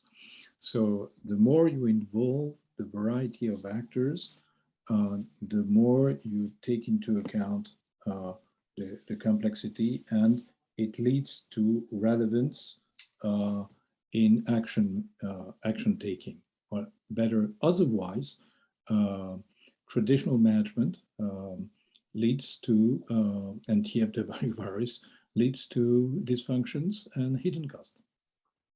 You want to expand that question because it's a good one to Raymond or Licia, because it's so hard to communicate within the organization. How do you manage, how do you help countries when the communication happens across the countries, across the pond, as we say, or cities and government? What tools they use to motivate people actually come to a joint agreement? Alla, that's a $1 million question. I thought I will be getting rich just participating today in the SEAM discussions. Well, when we look in the countries that we work in, Licia and I, and we're much more now in Africa, in Asia, than going back to the North American context. So it's inevitable going to a place I haven't been before. I know, like the anthropologist's research approach, I know I don't know. So I have to, put my baggage to the left and just go in and try to learn from them, which actually also means to be empathetic. In Gestalt psychology, there is a distinction made between being analytical versus relationship oriented. And you could easily be, an analyst and run around the world and pull off a good analysis of the company that you're advising with based on established criteria of profitability and so on. But you don't touch other people. And if you want to work with, I feel, if you want to work with people, there should be also the pleasure of discovering somebody else. And we've become too much cut off from our, let's say, old style encounter culture at the beginning of the 50s and 60s, where managers would go to learn how people experience them. That is no longer available. We have so many sophisticated training seminars, but they're in a way adding to people becoming defensive, because they could rationalize why this is this and why somebody doesn't want that, and so on. So I think we should be able to bring back to our life as managers or as teachers our own self. Now, what is it really that I care about, and how could I care by being with other people? Because the basic definition in Gestalt therapy is the only thing you could grow by yourself is a cancer. The rest, you need food from outside. You need knowledge from outside. You need love from outside. So to get back a bit to be just a mensch, a human being, I think would be good for everybody, including the people we work for. It's a long way to answer your excellent question. But that's a wonderful, I just see comments somebody said, somebody already takes your quote as a governing kind of motto, the pleasure of discovering someone else. Thank you. That was actually a very nice answer. Any other final remarks or questions before we head into break? I would just, I would just encourage us all to continue to think about that idea of it's very nice to be in a room where we all agree on many of the principles. I think that the challenge for me as I leave this particular session will be kind of re-energized in how that actually plays out in running an organization. And that's, I think, the beauty of being a scholar practitioner. I actually was able to use that term the other day in applying for a fellowship, and I think it was really powerful to the people that I was using it with, but I don't think they'd ever thought about it. And so I think that's a term that is really powerful, and one that will stick through me through this session. Is I'm not on the academic side. I'm really just one of those administrators. So that's really helpful. Raymond has his hand up as well, but John, I want to make sure that I don't step on your toes here. Raymond, maybe, and then John, if you have any final words. Yeah, just very briefly, what you just said, Chado, reminds me of one of the Academy of Management's old style dinner where the president will talk about his life or her life. And when Andy van der Ven stepped up to the podium, he introduced the term scholarship in management. I think we should bring that back. Mm-hmm. There's nothing wrong with doing research, being an academic, and also a practitioner. There's artificial distinctions made that cut us short of our own potential. I don't mean to say we should be dilettante and pretend we can do anything and do sophisticated regression analysis and become rich at Wall Street or whatever. But I think it's all right to agree that we can do a few things more than just that specialized stuff that we're doing at the present time. Two final thoughts. One is I'm hoping that the field will redevelop an understanding of Rensis Lickert's work, who is the pioneer on participative management. And I rarely hear anyone talk about him anymore.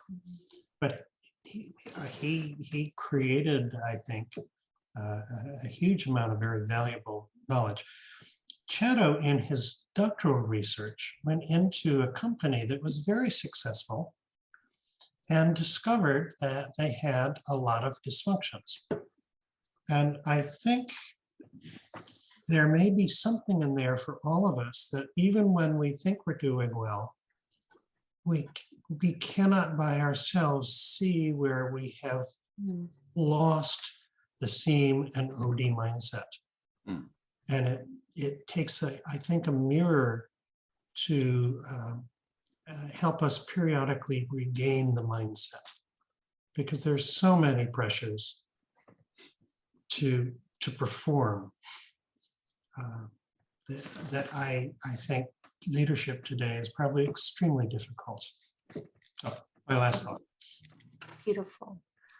Well, thanks for a great start for day 2 of the conference. Let's be back at the top of the hour for whatever hour it is in your part of the world. We will see you back in roughly 14 minutes. In 14 minutes, yeah, very good. See you.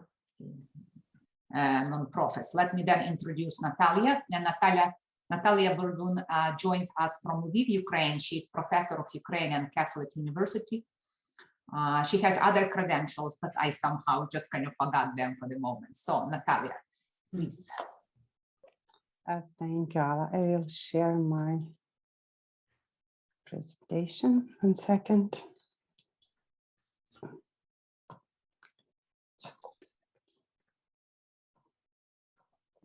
Sorry for this.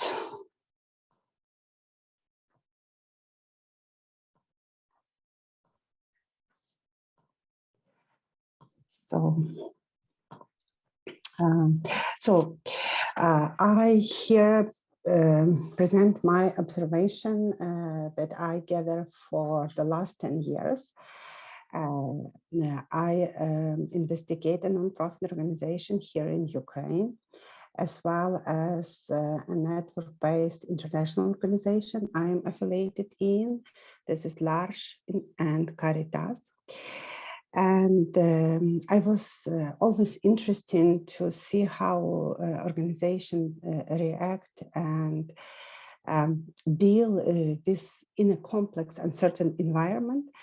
And my observation shows that some organizations do it relatively successful. And I also observed that they have something in common. So I try to formulate the principles that all of them have. And for me, this organization have certain system of interaction and some distinct organizational culture. So I called it culture of relationship.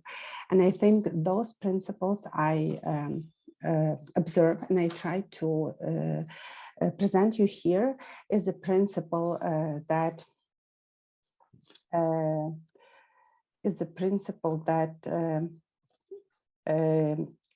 helps them. I'm so sorry for my presentation. It somehow doesn't work. I don't know why. Sorry for that. Yeah. So I will start first distributed leadership. For me, it's a distributed leadership. It's when the weight, the influence and impact of a person's role in the organization do not necessarily correlate with his position in the organizational structure and would verify depending on the current demand for particular skills and experience. That is, a position in an organizational structure is more about the role and set of functions than about the status and influence. I have had a case where a new employee who worked for 2 months or so in a well-performed organization has difficulty in telling who is CEO and names another person who holds an informal leadership at that particular time. For me, it's example how this distributed leadership can be seen from outside by other people. But it is important to note here is such a culture of distributed leadership is not natural to a human brain because it brings additional uncertainty. And to enable it, it requires high emotional maturity of all members in organization. Also shared value, ongoing information, and of course, support cost as well. The next principle I define is entrepreneurial mindset. It is a clear concept. I will not say much here. Just want to mention that entrepreneurial approach together with distributed leadership creates a culture of co-creation. And in time of uncertainty, this distributed creativity in my experience, plays a crucial role in organizational development. And here, one expertise in the field can help, but also it make works as a bias and do not allow the person to see innovative solution. So to succeed, one need to be aware of own bias and make sure to not be trapped into it. The other principles articulate executive principles versus set managerial procedures. What I mean by that, managerial procedures prescribed usually by top management, and this is the rules for executive level. Mostly it's instructions that were written in the past based on a past experience. And today, when condition and context change, and rules may not be relevant, these rules may not be relevant anymore.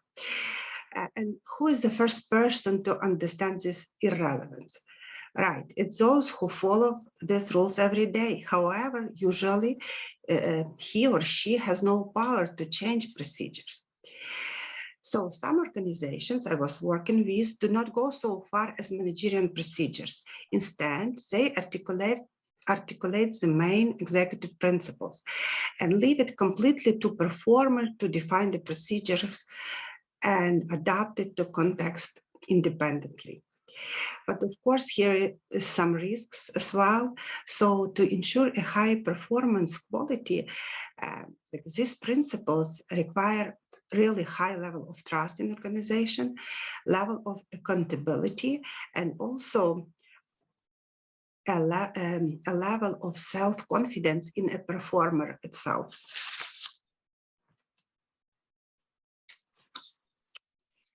So the fourth one, I call nourishment of the networking. I think it's the most interesting to investigate on for me. Observing and analyzing Ukrainian NGO adaptation to a new complex reality. Now we have a war, but also the COVID restrictions before. I noticed a certain trend. Those organizations that were part of an effective active network very quickly not only adapt existing activities, but convert external complexity and external uncertainty into organizational development. For example, the organization Spilno Hub from Zaporizhia, which originally aimed to develop a cycling infrastructure in the city, and itself being a member of All Ukrainian Network, within the 10 days in a war context, become a medical logistic hub for southeastern territory of Ukraine. So radical change in 10 days still keep them very productive. I think it's come from some reason. The team's knowledge of the regional infrastructure and logistics skills organization has synergy here with international contacts of other network members. Also, being part of the network assures them an environment where Spilno Hub team has a high trusted colleagues with a different backgrounds, so they can co-create together right away. And previously gained skills of considerably fast consensus decision making keeps them moving forward and do not stuck into agree in disagreement. Your time has run out. Maybe I will just, yeah, it's all I want to say, and maybe I will stop here. Yeah, please. We will hold the thought, and we will. You'll be able to say it during the discussion. Okay. Thank you. Thank you. And let me ask if Mahmoud Alaish is there. Mahmoud is there, so he will also talking about NGO. Yep, I am here. I'm getting ready to start up. Okay. So Is my presentation clear to everybody? Yes. Do you see? Yes.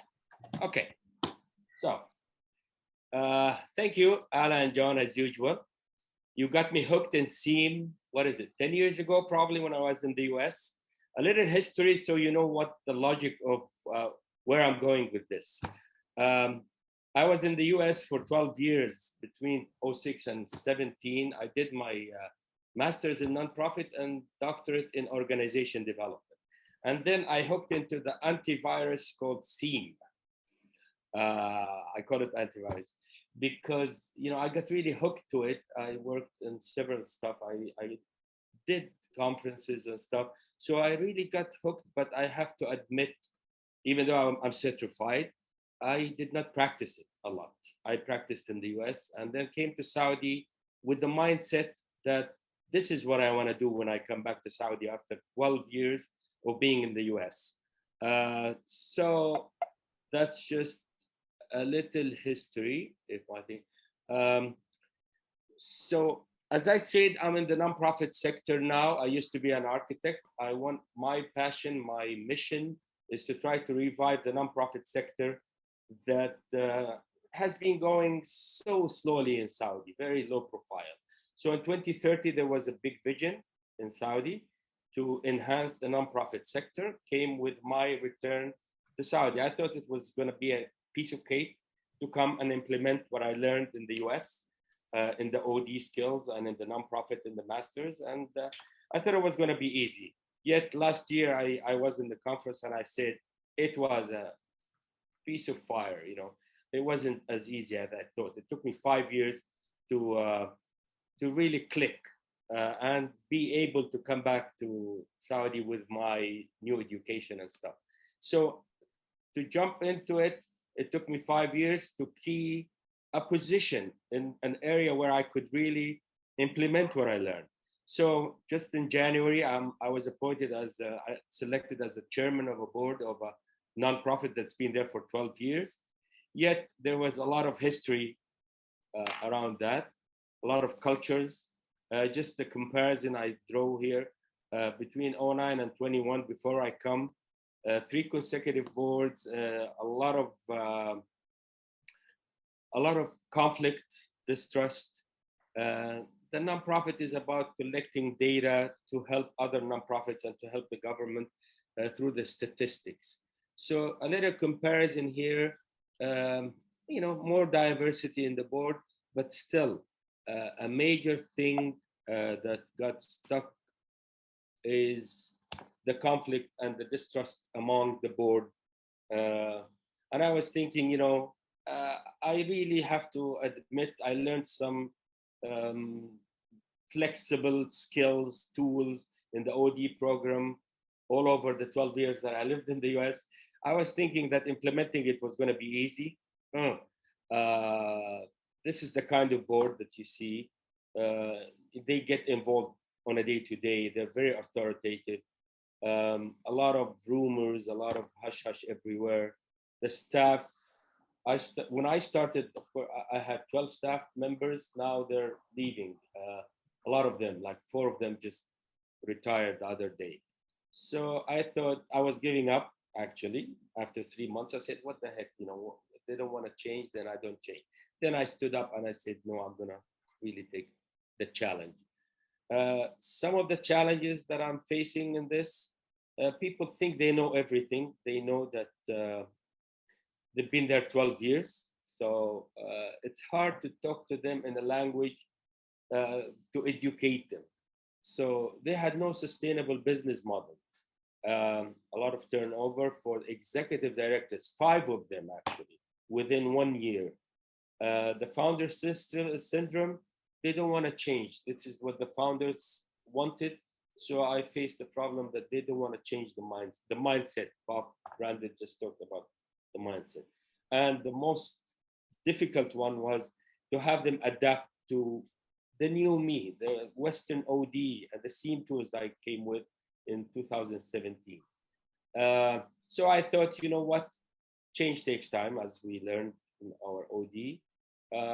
And I said, I put some goals for 22. Unify the board, try to stop the conflict. I worked on it very hard, actually. I'm working on the staff, the remaining staff, to get them involved using the SEAM thing. I will talk about it in the next slide.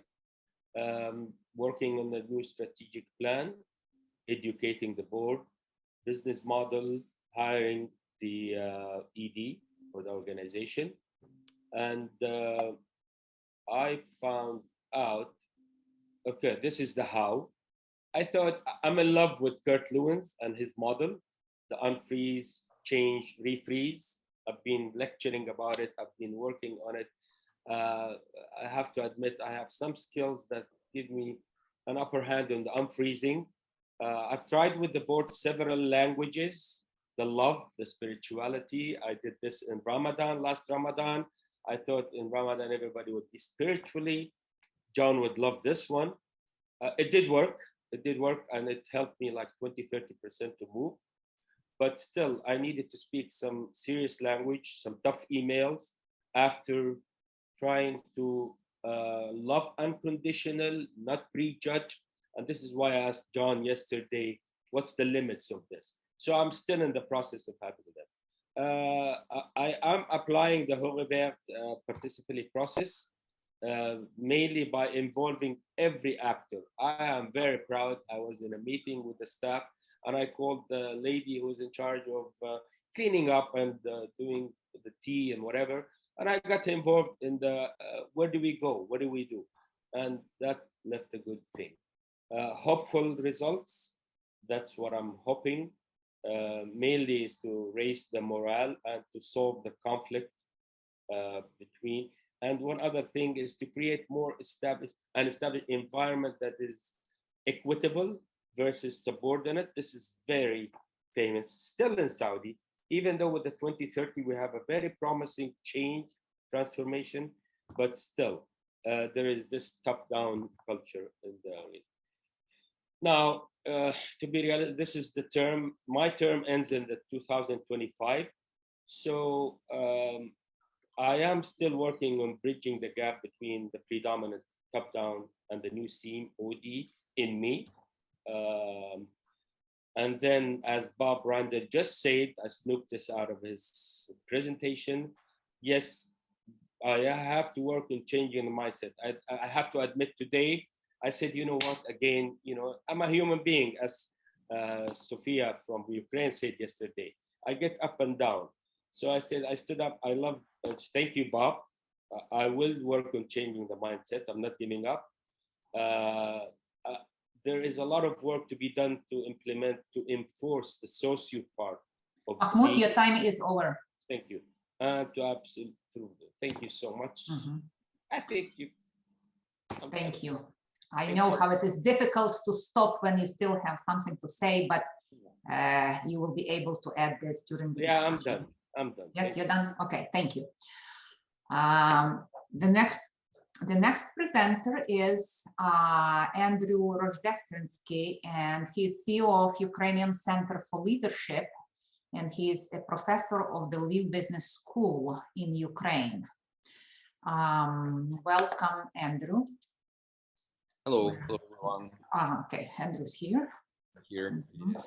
The only thing, now I can see. The screen sharing disappeared for a second.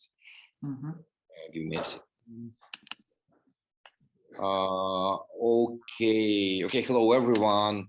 Ala and John, thank you very much for your invitation to participate in this conference. Some special thanks for Mary Paulson for her help and support for this month, because we discussed a lot about war in Ukraine and about SIAM and organizations in Ukraine. So she helped me a lot to shape my my thoughts about what I would like to share with you in this conference. So I'd like to talk about crisis leadership in extreme conditions. And first thing I would like to share with you, this was the part of the slide I saw first time when I was in CM conference in Minneapolis in 2014, I guess. And that was a slide of Henri Saval, and it was about 100 different dysfunctions But the three main, like more than 50% altogether, that was a communication 21%, leadership 17%, and work organization 14%. Unfortunately, I don't have all the rest of the dysfunctions, but these three I managed to photo on my phone. And so I would like to talk today about leadership, few minutes about communications, what findings we managed to find in the organizations here in Ukraine using case method in first few weeks of the war. So first, I would like you to show the Keith Green model, which suggests that in critical situation, command style of leadership is much more better than other ones. And what we managed to see, which means like a centralization of the management in critical situations in organization, not business only, but NGOs and public sector, especially military. So what we managed to see that decentralization is working as well pretty nice. The only condition for good centralization or decentralization in the organizations during the critical situations is previous experience of these organizations, and if they are prepared to use one or another style of leadership in their organizations. Which, for example, I was talking for the few CEOs here in Ukraine who was trying to deal with the holacracy and horizontal organizations for the last few years. And what we managed to see that the centralization in these organizations worked pretty nice even in first few hours of the war. So people was ready to make their harsh decisions on their places. And I cannot say if they're using the tools from close to CM, not CM tools for sure, because they are not working with the CM consultants, but definitely these organizations who was showing good results, they was dealing with the dysfunctions such as strategic implementation and integrated training, which means they knew exactly what they would like to, how they would like to see their organization in few years, what the leadership style is supposed to be for such organization, and what the training procedure for the people according to the leadership style and work organization in such firms. So first suggestion is that leadership style both can work, and common style and more democratic style in critical situations if your organization is ready to that style. So if you could see clearly a strategy and make a training implementation according to your strategy.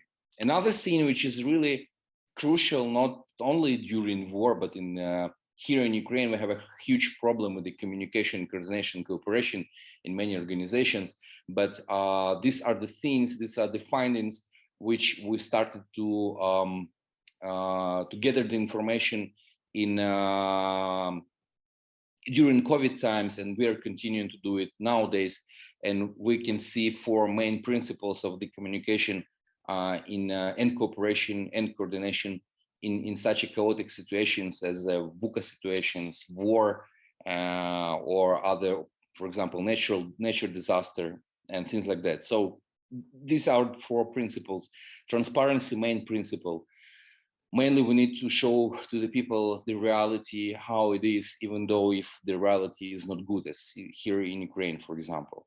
Another thing is to back up your communication channels, because the internet connection can be weak after the rocket attack, for example, because some electricity can be blocked, or some internet providers can be damaged by the rockets, and so on. Identify available resources and distribute them among teams. That means if we have a common resource for few teams, and this resource is critical for our job, so we need to allocate such resources and to negotiate with between all the teams how we are going to share this resource. And if we're working online, That means that mandatory regular video communication of team members, which means that we are making our Zoom communication with the camera turned on. But of course, offline is much more better in the hard times, because you can feel the shoulder of another person, which is a great support. So actually, that's it. I would like to share with you a few main findings of case method research we're making here in Ukraine about communication, coordination, cooperation, and about leadership styles. How it's important to know your strategy and to integrate the trainings to your strategy. Main conclusion: the more healthy organization, much more easier to this organization to go across hard times. So thank you very much. Thank you for your attention, and thank you. Thank you, Andrew. Thank you. And it's a very interesting presentation in terms how all the theories that are developed in normal time, whether they are tested by complex situations and crisis times. So it's very good. And the last presenter for this subsection is Eric Sanders. Actually, I see we have a helper to Eric. We have two presenters, Eric and his mother. So welcome, Eric. And let me just introduce you, because he is actually presenting at the same conferences from the very first conference in 2012. And that's why I'm so kind of used to him, that I'm aware of people who do not know who you are, Eric. So professor and consultant, he specializes in organization development, leadership development, and developing educational programs. And he joins us from Illinois. Let me ask your indulgence, since I have, I'll introduce my mom here. This is Louisa Thurber. Mom will be 92 next month. And as I get into my presentation, she'll have a part of that. So I'll ask your indulgence to maybe give you an extra 2 minutes if necessary. We'll see how we go. Okay, good. Okay, thank you. So and I will start only when you share the screen, so I'm not starting here. Very good. Okay, thank you. Let's see here. All right, do you see the screen? Yes. Okay, very good. So what I wanted to talk about, as many of you know, my wife is Ukrainian from Lviv, and we met there 22 years ago. Yesterday, we celebrated our 21st wedding anniversary. So we're following the situation in Ukraine very closely. And that's why I wanted to talk about how we could apply SEAM in the rebuilding of Ukraine post-war. And thinking about before the war, lately Kharkiv has been in the news a lot, even though I say I've been in Ukraine several times, mostly in Lviv and that area. But I actually met my wife in Kharkiv. That was the first town that I visited in April of 2000. The picture on the left is one that I took when we went to a school, and the students there greeted us and have the beautiful loaf of bread that they created. And Constitution Plaza there on the right looked like that. I have a painting of that white church in the background in my dining room that I bought at that time. So that's what it looked like before the war. Afterwards, this is what it looked like just a few weeks ago. We've heard much about Mariupol, how it looked before the war and how it's looking after. And so clearly, there's terrible destruction. And so there's going to be rebuilding required. And as we get ready to think about that rebuilding, many of us here in the United States do not remember what it's like to be at war. Most of us, as a matter of fact, because the last time that the country was truly at war, where the entire country was involved, was during World War II. Mom was around at that time. And so I want to have her talk just for a couple of minutes about what it was like, and so I'm transitioning from what she looks like now to what she looked like then in 1946. So briefly, Mom's going to tell us a little bit about what it was like living through the war and her perspective at that time, and then we'll apply that to what we're doing today. Okay, so Mom, you're on. Okay. a very different situation, and that we never had the destruction in the United States. It was overseas.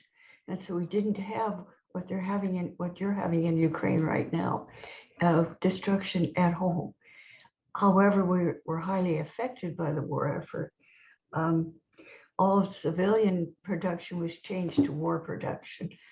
Cars were not available, tires were not available, many commodities were not available. And so we had the war rationing books. I can show you this if you could see it. It's a ration book, has stamps in it, and you could redeem the stamps for commodities, mainly coffee, sugar, other things that were not available, and so were rationed. And so here's the There's stamps. the stamps. So you had to have the stamp and the money in order to buy the goods. No, because I was young at the time, I was 11 at the start of World War II at the attack on Pearl Harbor. And so my perspective is a little different, in fact, a lot different. But in addition to the rationing, there was an outpouring of help and attention and caring for the soldiers. And so if they needed a ride, all they needed to do was get on the road, stand by the side of the road, and someone would pick them up. Mhm. You know, the hitchhiking kind of thing. And the USO, the Service People's Organization, had young men and young women who would like to be fed. And so we often had young people at our big dining room table. I had 4 older sisters. And so this was an attraction as well, of course, for the young men. Auto parts were not available. I'm looking down because I got some notes. And became friends at sometimes with the families of these service people who would come and then come back and then come back again. One young man named Milo Bresley had a family in Nebraska, and they were farmers. And so at one holiday, they sent us a ham, which is not available locally because our food supplies were restricted. And that was a very big occasion to have that. But again, you've got relationships being formed through these associations. After the war, we had the, what is it called? Where the soldiers and The service GI people, the the GI GI Bill. Bill is what thank you. What I was trying to think of, where they had help with their education. And so because of this, and because so many were taking advantage of this, I graduated from high school in 1948, and it was very difficult to get in any school of higher education because the places were being taken by the returning service people, which was good. And there were some schools that got around this. Eric's father went to a school that was grades 11 and 12, and then the first 2 years of junior college. And so those who went to that school were automatically put into the junior college. But in most cases, this was not available. So higher education was at a premium. War production was changed back to civilian goods and services, and led to 20 years of rapid growth and 75 years of relatively stable global relations. It was an interesting time to live. Television was not available at the time. Radio was commonly used, and I lived in the city in Los Angeles, California, and you could walk down the block and never miss a word because everybody had their radios on, and it was loud enough that everyone could hear. So it was a different time in many ways. Mhm. Thank you, Mom. You're welcome. All right. So, yeah, just wanted to make sure we shared that perspective. And I had the pleasure of having Mom come and spend about 45 minutes talking to one of my classes about this this last week. I wanted to get that perspective because, like I said, most of us in the U.S. don't remember what it's like to be fully at war like that and have everything all in, all committed. And that was with the war happening overseas, not on our land. The folks in Ukraine right now, and especially Andriy and Natalia those who are here now who are there, you're fighting on your homeland right now, and we really respect that and support that. Yeah. So what I wanted to manage to do is to set that context to say, we know the war will end. We know Ukraine will eventually win. It's going to be a long, hard fight. As that continues, you're going to need to rebuild. And greenfield redevelopment happens when you can start over from scratch and have no issues. That's not likely right at this point. Brownfield development is when you're rebuilding, taking old facilities and rebuilding, repurposing them. We don't even really have that happening in Ukraine right now either. What we have is battlefield development, where you're going to be redeveloping after places have been leveled through the battles. The closest equivalent that we have is the rebuilding of Western Europe after World War II with the help of the US Marshall Plan. So what can we do to help that? Well, that's where SEAM comes in. There were pre-organizational issues, pre-war organizational issues in Ukraine. These are points from a chapter that Alla and John wrote, which was published in a book on consulting in Central and Eastern Europe earlier this year. They honored me with writing a chapter about consulting in Ukraine. And these were some of the key issues they pointed out at that time, pre-war. Top-down command and control structure with high power distance. The idea that I am the boss, you're a fool, you do what I say. Expert solutions expected from the consultants and very rigid structures, so it's hard to make changes. Keeping up appearances because you want to avoid conflict, so keep things down. Strong relationship culture, and that will certainly continue. Andriy talked about that, and others have talked about that as well. And clearly the issues of corruption, both small level and high level. If we just think about that first point, the command and control leadership, as we move post-war, if we focus on changes in leadership, over the past 10 years, the Ukrainian military has been trained by US and NATO to be a more agile military, and that's been successful for them. Senior officers set strategy, the command, the field level people are free to act and execute that as they will, and the result has been very successful defense and counteroffensive. The Russians have been shocked at what Ukraine's been able to do. On the Russian side, they've stayed with the old command and control structure from the Soviet era, where it's a failed, rigid leadership, and the senior leaders are directing everything, and the field level people must obey at all costs, even if it's absolutely wrong. The result is that Russians have had so far 12 generals killed because they've had to be at the front lines leading the effort, and we've had serious war crimes because of soldiers doing what they're ordered to do, even if they know it's wrong. So the key point here is that the Ukrainians have learned the successful agile strategy and agile leadership, and that needs to be applied in the reconstruction. SEAM is a tool that can help with that. It's an inclusive structure that allows for bottom-up and top-down change. It needs to be sponsored at the top, but you have to have all levels included. Audivert analysis is certainly key to that. And as I mentioned when I presented at the very first conference, 10 years ago, it's sort of like picking haricot vert, green beans on a trellis.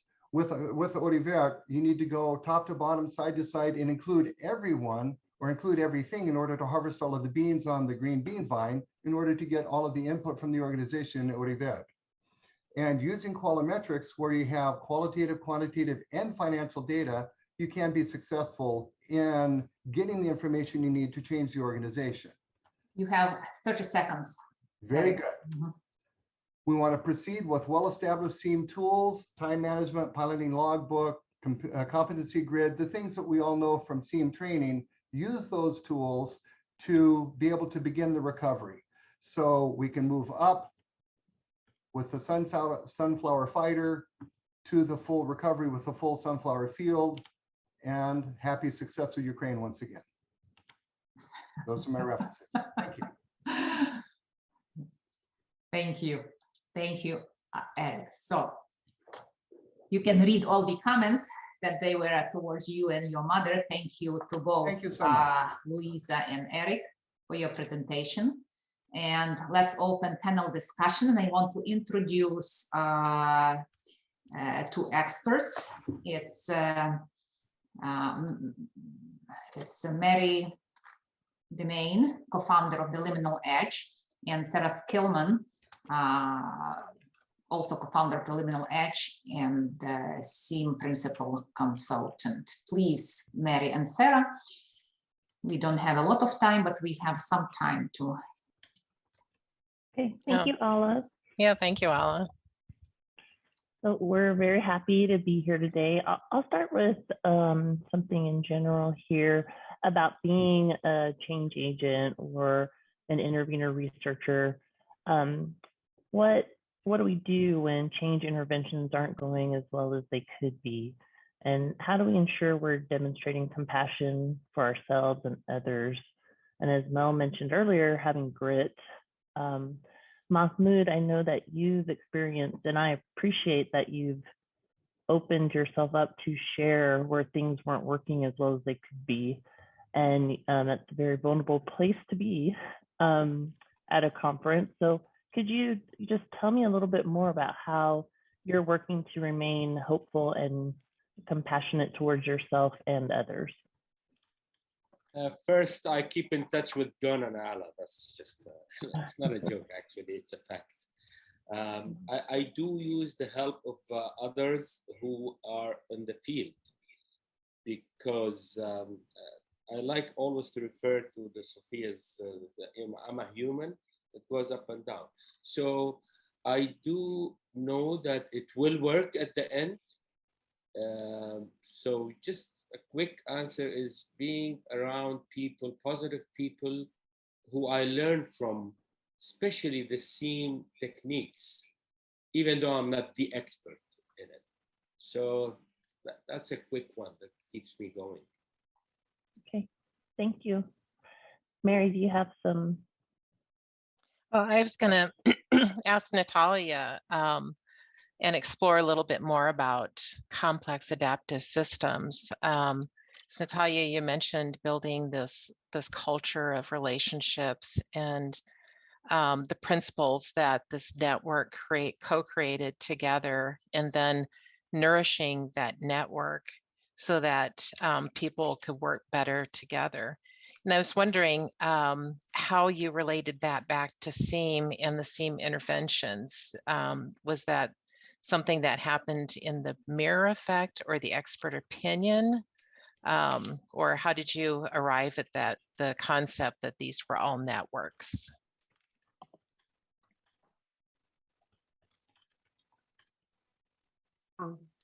Did we lose Natalia? Oh, there she is. Yeah.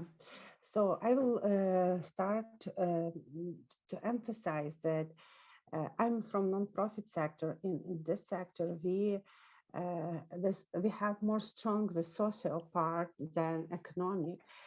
So at least here in Ukraine, we struggle and we learn how to be effective, how to really our work in nonprofit make impact, how to measure this impact.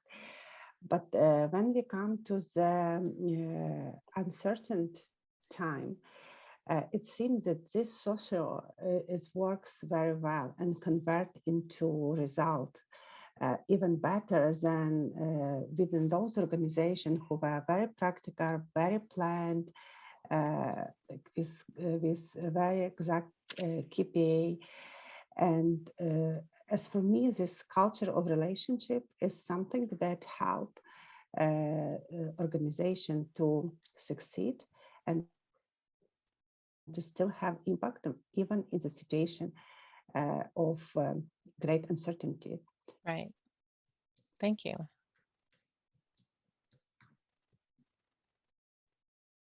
And Sarah, did you have another question? Yes, I do. So Andrew, thank you for joining us today and sharing your observations. You mentioned, or I saw in your presentation, the concept of social floating. And as a SEAM intervener researcher, I thought some about the opportunities we try to create for people to experience contradictory intersubjectivity, where everyone has they see things, the truth differently, but they're all right based on their own beliefs and perceptions. Could you share more about what is social floating and what you've observed as outcomes from the video communications with teens? Yeah, that was I cannot tell for sure for today, because this sentence was from the previous presentation we did a year ago, so I just don't remember. But we did this presentation for the COVID times, and I was browsing for some research about social floating, and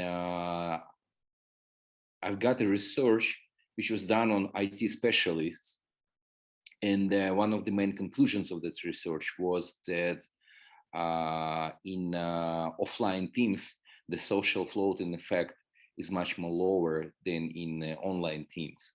So what we were trying to do, we were trying to see how the communication. I'll try to just give me a second. I'll try to translate it in English. So there is a different type of how wide your communication can be.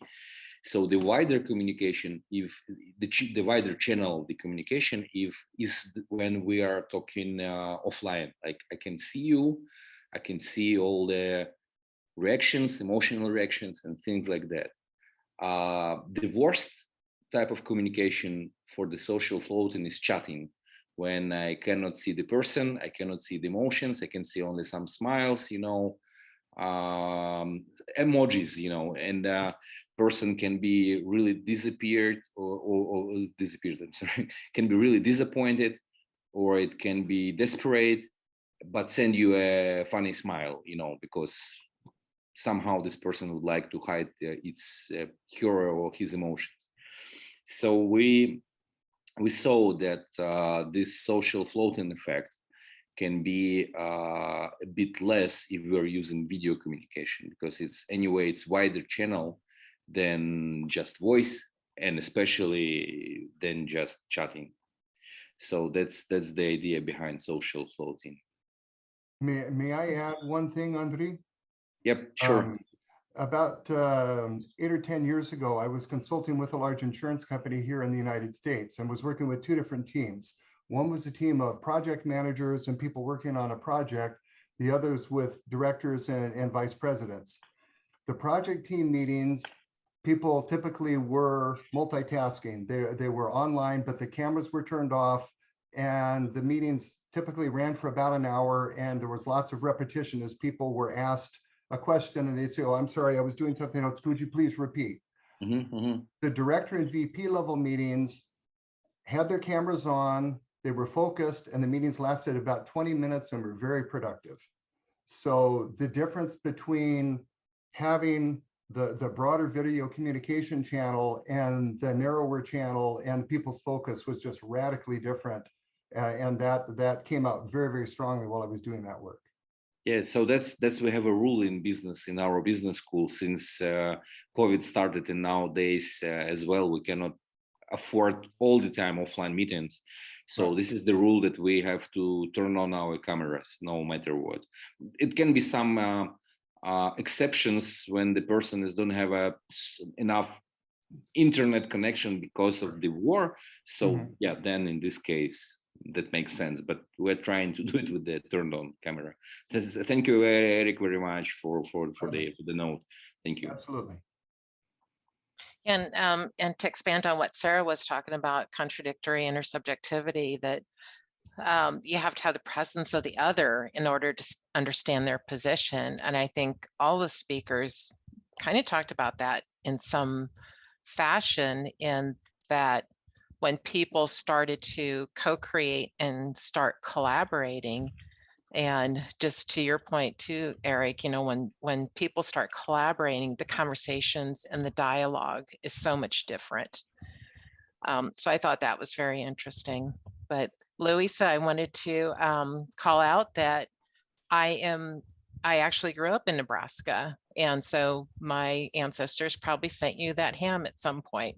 That's great. So, so I did appreciate that reference. I think after World War II, and this is, you know, just from my family's history too, I think that there was a sense that people had to work together to overcome the obstacles. And I think it probably created a leveling effect. I know that at that time in the United States, there were still different pockets of people that probably felt that they, you know, work together better in smaller groups instead of larger groups. But I think the overall idea about bringing values together was, you know, probably something that brought the groups together. And that's what Natalia was mentioning too, you know, the trust in the values and the principles brought people together to accomplish something that hadn't been done before. And the goal. Yeah. And the goals, yeah. Yeah. Absolutely. Yeah. And then Mahmoud, I wanted to explore a little bit more about the concept of Lewin about the unfreezing. And I know, Brian Irwin, this is probably close to your heart too, but I've been exploring lately the concept of how things get misapplied. And I think Lewin is a prime example where he didn't really say that statement that you freeze, unfreeze, and then refreeze. And, you know, his philosophy was a little bit different than that simplistic concept. And then I was also thinking about Maslow's hierarchy of needs. It really wasn't a hierarchy, it was a ship. And so that was misapplied. And then in the project world, there's a person called Winston Royce who actually came up with the iterative project process. And it was misinterpreted, and then it became waterfall, which is very sequential. And so I think with all of your presentations, you showed that trying to simplify a complex idea does have unintended consequences, because that TFW that gets overlaid onto those concepts tries to make it simple, and then the whole abstract understanding is lost. And so I wanted to thank you all for bringing attention to the networking and the idea that a group of people is much more stronger to understand complex things than using the TFW mindset that distills it into something that isn't very useful for humanity.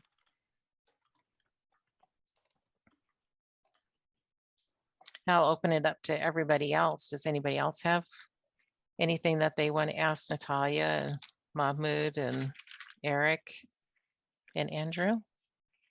Or maybe just having a reaction or comment on it. Or other comments?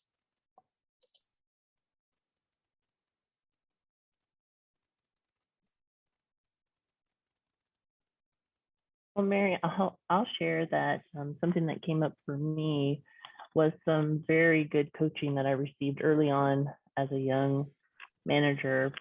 And it was this, Sarah, just imagine that everyone, what they've said is at least 2% true. Because it takes away the defensiveness, it takes away the need to be right. There's something that's true for that person. And so I just think about 2% whenever I feel that defensiveness rising or the need to be right.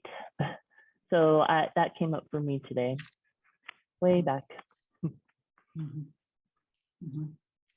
I have a question for all of the Ukrainians.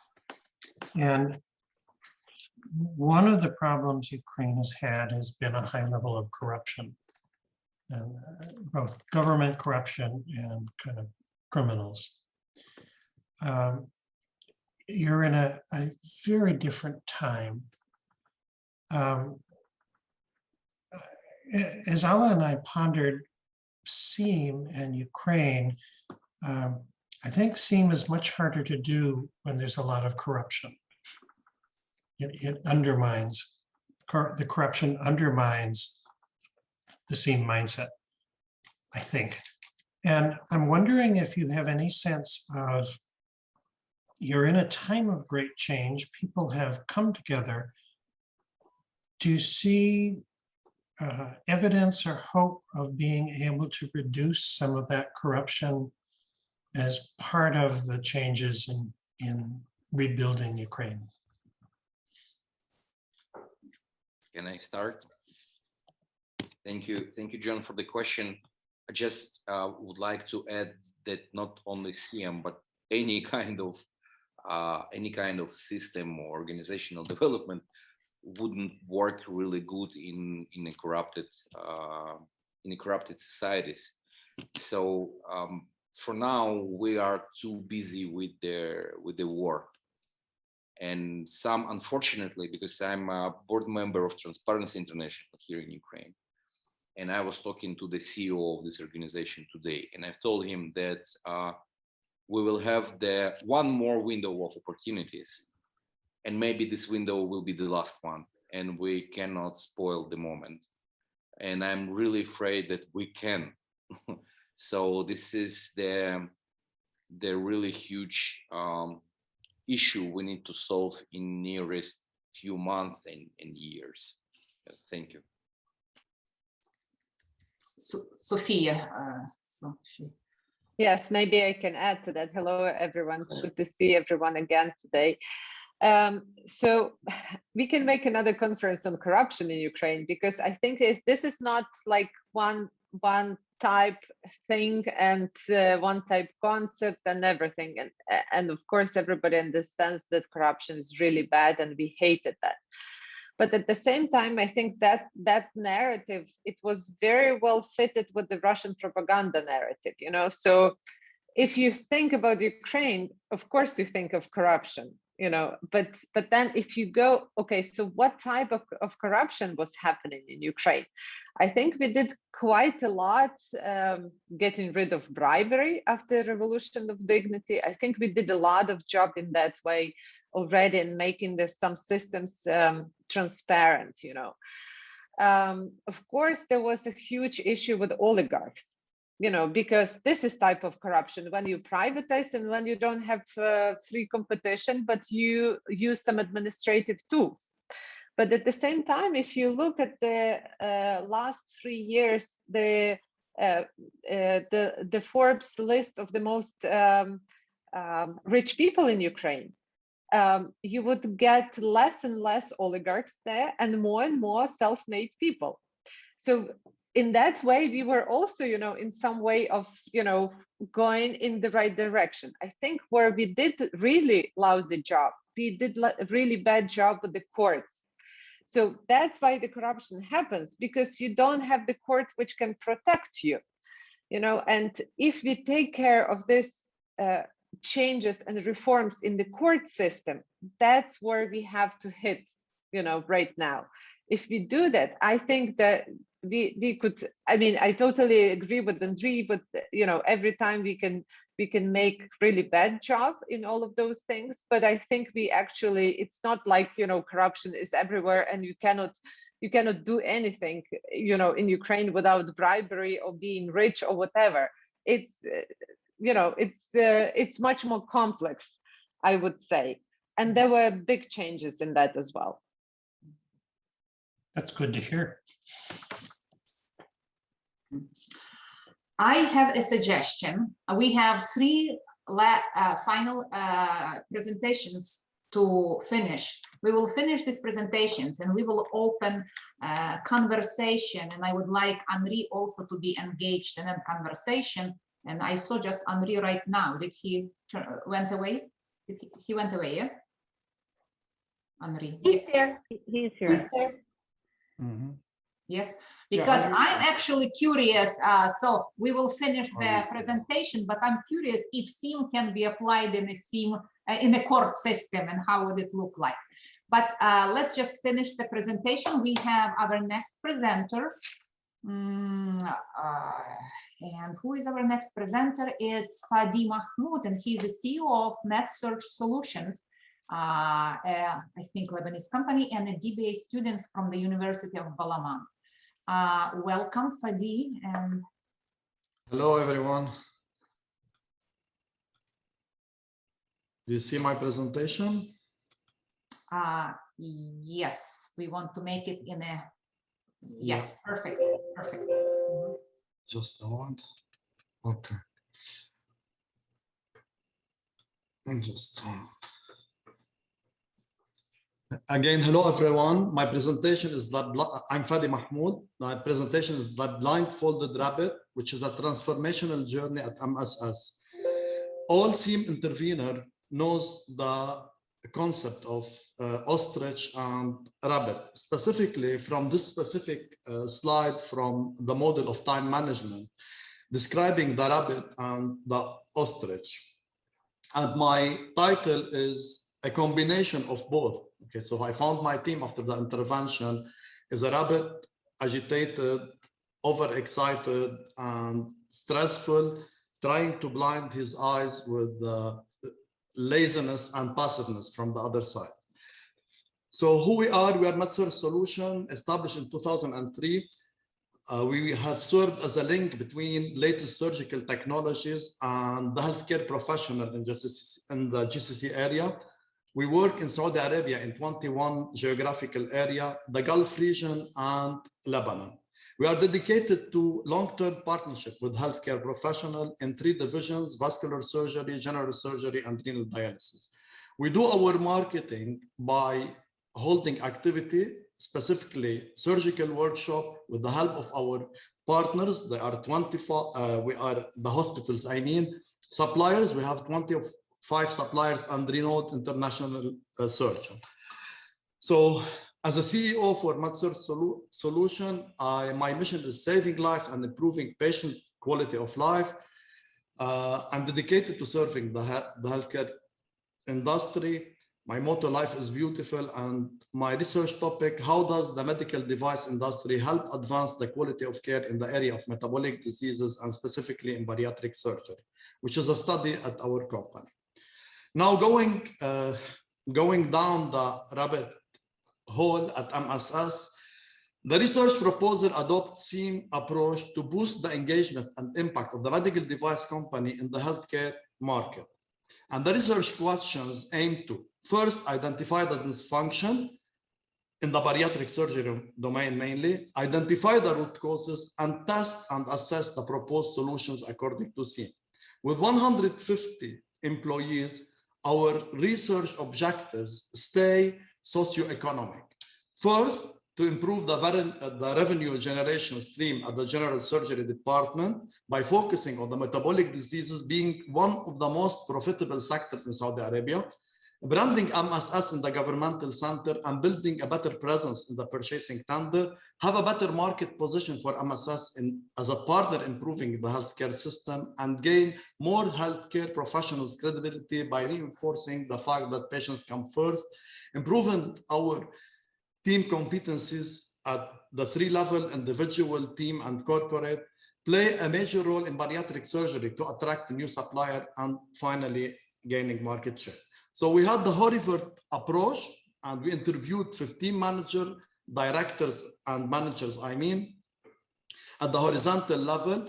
So we had the horizontal project, and then at the general surgery department, we interviewed 17 team members. 3 of them are external partners, 2 from the hospital and 1 from our visiting surgeon. And we use in both time management at the horizontal and vertical, competency grid and priority action plan, internal and external strategic plan at the horizontal level, and PNAC on the vertical level.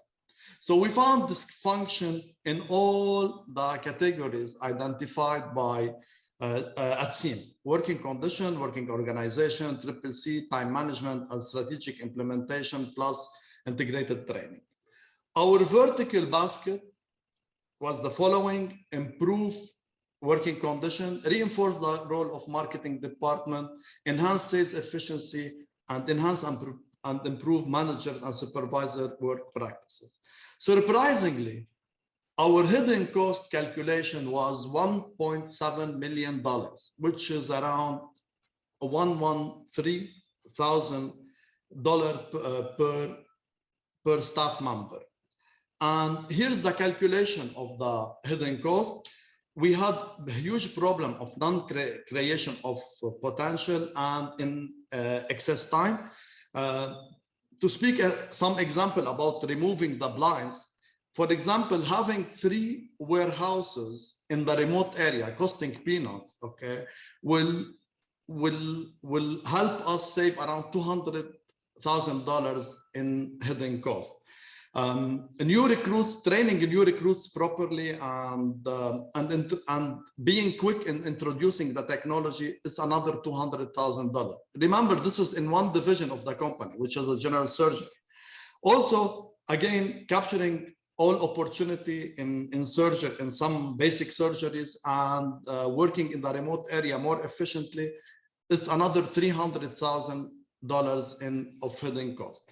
So our main dysfunctions lies mainly in 2 categories: lack of proper integrated training and the performance at the marketing level, which led to a huge transformation in the company and to adopt 12 projects, 6 of them on the vertical level and 6 of them on the horizontal level. So we launched at MSS 2 academies, one academy for clinical and technical with the help of one hospital here, the American University Hospital, and another one for hard skill with help for managerial training mainly. We adopted a new CRM and we rented the new offices. We changed the KPI and aligned their incentive with the project that we are having. And we have a customer success committee or group, which is a group to approach the important account in a holistic manner. On the horizontal level, we did reintegrate most of our employees and we created a program for the new recruits. We restructured 3 departments: marketing, general surgery, and human resources. We adopted a new ERP system since the beginning of the year, and we are holding regular meetings for the management for communication, revamped the quality department, and we're focusing on procurement. So here, I want to, first of all, thanks our Einstein of management, as Allah mentioned yesterday, Professor Saval for SEAM, and of course, Dr. Zarbe. And I want to mention that SEAM is a managerial religion for profitable companies to follow. And it keeps in evolving. Yesterday, we heard the first time the ego altruism notions. Finally, I thank you all for hopping along our journey towards removing the blinds. Thank you, Fadi. Thank you. And you're just right timing. Right timing. A good timing. You managed to cover a lot of information in the allocated time. And thank you. What an interesting presentation and interesting results that you achieved at your company. Stand by for a discussion. We are inviting Sajida Osman, and she is independent researcher and consultant. She's been involved in SEAM conferences, I don't know, for the last 5-6 years, Sajida. So she's a great supporter of SEAM and the SEAM Institute. So welcome, Sajida. Thank you, Dr. Allah. Let me share my document. I think.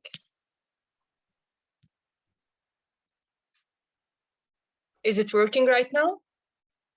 Not yet. Okay. Let me reshare it.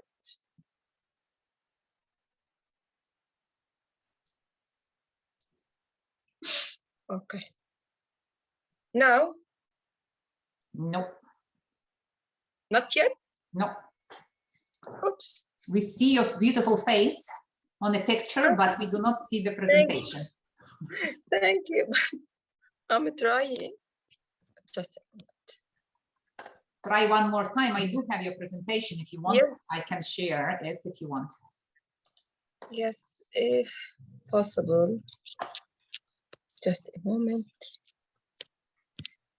Now, is it working or not yet as well? Please say yes. Are you there? No. No, it's not. That's it. That's it. Finally. Is it? Okay. So you can see my screen, right? No. No. Can you see? No, you cannot see. Okay. How about I'll share your presentation and you will be talking. You can. Okay? That's why we have a backup for all presenters in the future. That's why we have the backup. So we can actually. Thank you, Dr. Ali. If something goes wrong. You talk me, just you tell me when to move. Okay, perfect. Thank you so much. Okay, so my topic is about the hidden costs or the hidden costs of divorce in the workplace. So the effects of divorce on work performance are truly hard to be measured. At work, anxiety, anger, loneliness, and fatigue can cloud employees' judgment and cause productivity to plummet. This is likely true even if your divorce is relatively amicable. Slide 3 now. Okay. So as we can see, bosses, coworkers, and human resources people may be sympathetic and supportive, but yet they might be annoyed and question your ability to do your job. So employers act as if the majority of employees have a full-time stay-at-home parent, mother or father. According to the Pew Research Center, 1 in every 5 American households has a stay-at-home parent. However, in the United States, in 2019, 72.3% of women with the children under the age of 18 were employed, as did 66.4% of mothers with children under the age of 6. Moving to the financial costs, please, slide 4. Divorce takes an emotional, physical, and financial toll on spouses and their children. But the potential negative effects of divorce don't stop with the family directly involved. They often spill out past the front door and affect many other people. So divorce costs American businesses up to $150 billion per year. Divorce impacts employees' productivity in a variety of ways, resulting in revenue losses. Missed work is just one of the ways divorce affects employees and the businesses that they hire them. So divorce has far-reaching consequences in the workplace. Employees who are going through a divorce are more likely to be late or absent from work. They perform poorly and produce less than their coworkers. They are also frequently absent psychologically, emotionally, and creatively, even when they are present at work. So divorce comes up with a number of hidden costs resulted from poor productivity, excessive absenteeism, employees' presenteeism, negative effects, negative effects on coworkers, increased errors and mistakes, as well as poor concentration and decision making. So employees could experience a high absenteeism rate due to emotional distraction, courts attendance, childcare, etc. According to the Minneapolis-based Life Innovation Study, the average employee loses about 168 hours of work time in the year after divorce. So during divorce, employees enter what is called presenteeism mode on. They become mentally absent even if they are physically present at work. Presenteeism may also result in missed meetings, forgetting to return important calls, and other absent-minded mistakes that take a toll on professional relationships or your company's reputation. Divorce can have a negative effect on workplace productivity as well. It was discovered that the productivity of a divorcing employee is reduced by 40% in the 6-month preceding and during the year of divorce. For the next 7 years, productivity will suffer at some level. Furthermore, the productivity of the divorcing employees' co-workers is reduced by 4% in the next 6 months preceding and during the year of divorce. So people who are distracted make more mistakes and work more slowly. If they are depressed, their creativity will suffer and could cause harm to others or result in a workplace fatality. So divorce-related errors can lead to accident and litigation. Divorce has been proved as the second most significant life stressor in terms of mental and emotional well-being. Under stress, tasks take longer to complete, or they may have to be completed by others. Similarly, those who are getting divorced are more likely to be distracted, which leads to poor decision-making.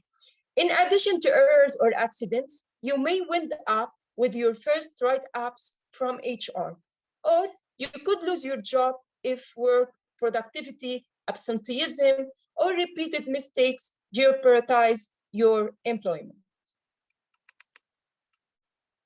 So the emotional distress of divorcing employees could affect their attitude towards their colleagues, employees, and customers. And if they are feeling angry, they may project some of that anger onto coworkers or even customers, which at the end would affect the reputation of the company. So divorces unbalance organizations, while SEAM restores the balance. SEAM restores the balance by encouraging leaders to invest in people who in turn take care of their organization. How?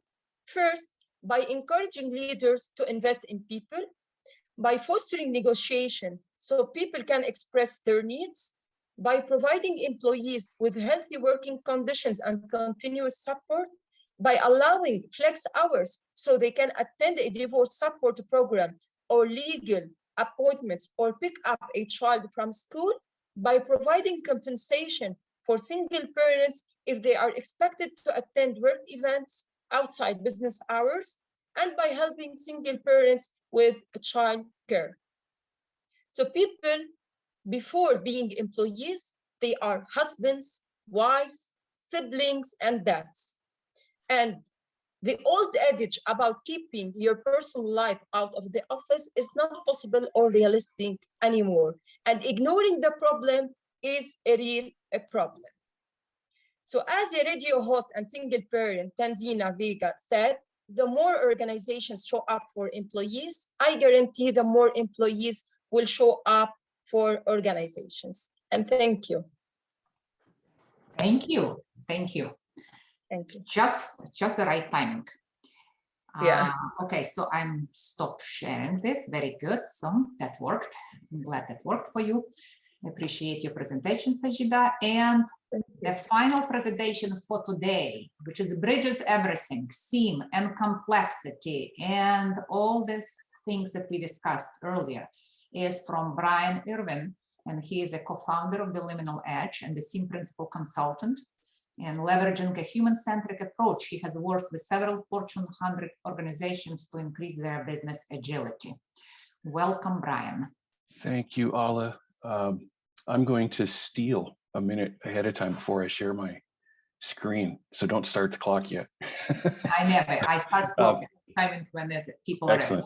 So I just want to say how humbled I am to be included in this group of individuals. It's been very enlightening and eye-opening, and I think everyone has taken something from it. So I hope I'm able to, in this anchor position, kind of pull everything together, hopefully, and make everyone happy about it. So yeah, I imagine, with Henri Saval in the audience here, this is not unlike, I imagine, what it might be, the experience of trying to play piano in front of Chopin. So I will share my screen now and get going. Outstanding. All right. So as you look at this opening slide here, how do you feel internally? Imagine if you were driving down this road really fast. So much like driving in fog, organizations today, they can only see so far ahead of themselves. And yes, while there are many factors contributing to complexity within organizations, we can often, I think, point the finger at ourselves as a significant source of complexity creation. So it often stems from fear of uncertainty of the future, loss of control, status, and among many other reasons. So where exactly does our fear of uncertainty and need to control come from? So let's take a look. I would like to introduce you to Neil Neanderthal. Okay, he exists a little bit within each one of us. Neil does not like bears. Bears are very scary. And early humans frequently dealt with predators. So the awareness and caution about our environment became really key to our survival. And inside of Neil, like all of us, there's a portion of the brain known as the amygdala, which controls our fight, flight, or freeze instincts. It's reactionary. It happens very fast. Later, as humans, we developed a prefrontal cortex, and that contains logic, reasoning, calculation. That's our ability to do that. Okay, it is a much younger part of our brain. So complexity can complexity can result from an unrelenting desire to reduce the uncertainty in our environment. So we fear failure and we try to predict the future to give us a sense that we're in control, which is to a large extent an illusion of control, because if any Star Wars fans are here, in the words of the very wise philosopher Yoda, difficult to see, always in motion the future is. That may have been part Kermit the Frog too. So another source of complexity can be organizational growth. So at the birth of an organization, in the startup stage, you often have a single sole proprietor, or at most a few founders. And together they've got a shared vision and purpose. They work together with minimal effort. There are few, if any, departments. So growing organizational departmental silos is difficult. There's a culture of experimentation, and the company is not yet fully established, so it has a greater risk tolerance. However, if it reaches a growth stage and its products or services take hold in the market, its success can actually start to work against it. That success can actually foster complexity. So as growth occurs inside of organizations, there's a tendency to morph into more hierarchical organizations. There becomes a very high value placed on predictability. Silos and dependencies start to creep in.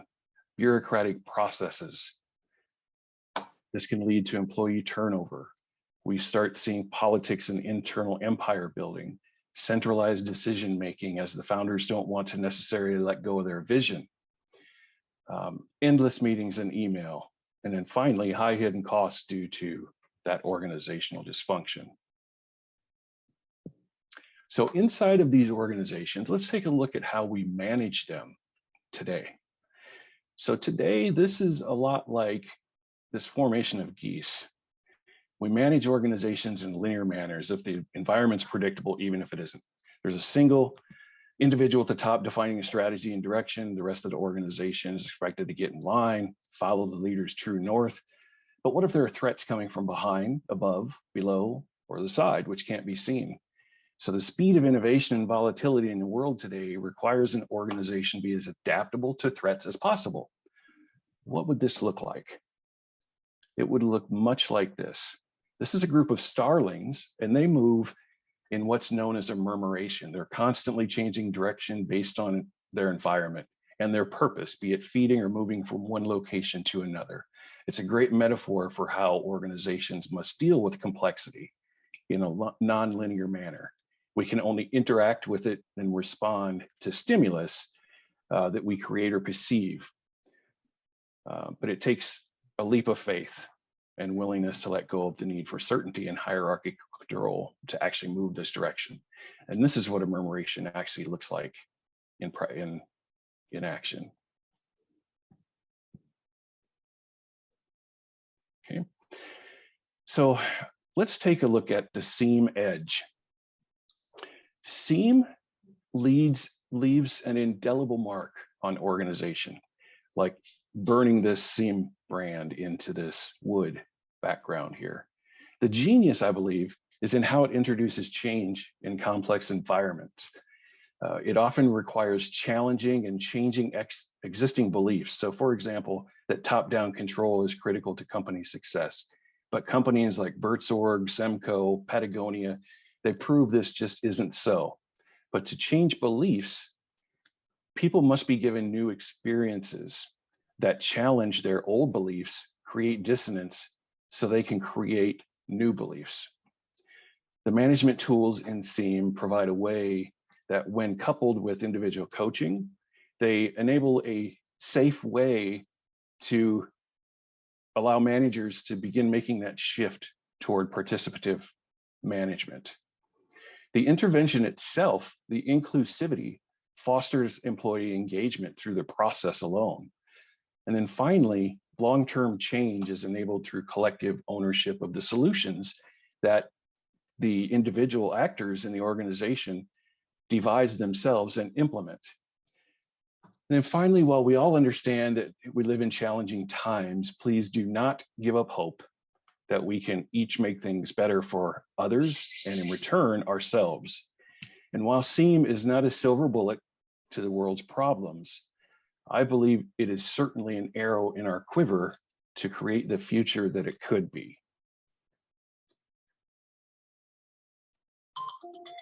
Look at this, Wow. Brian. Just see, wow, you aced it. So exactly 7 minutes. Thank you. What a wonderful presentation and wonderful animation. Sarah and Mary, you can wrap up this session if you want, and then we are opening collective conversation. That's why I like our SEAM conferences, because we will start talking and maybe new ideas will be born as a result of our discussion.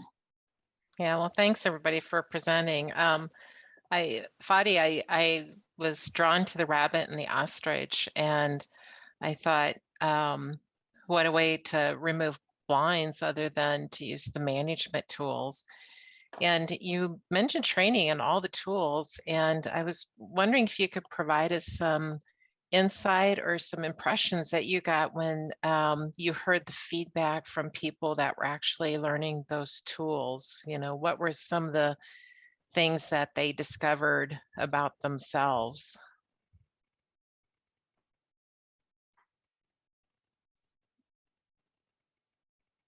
You muted, Fadi, unmute yourself.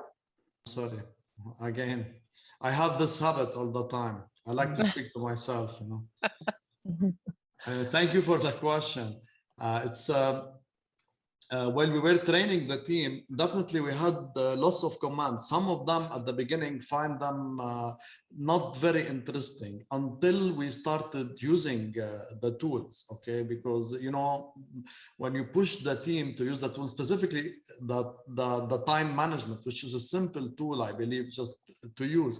And they were all very effective, specifically at the competency, as well, the competency grid as well, when you're working for the different departments together, from the HR and the sales and the marketing all together.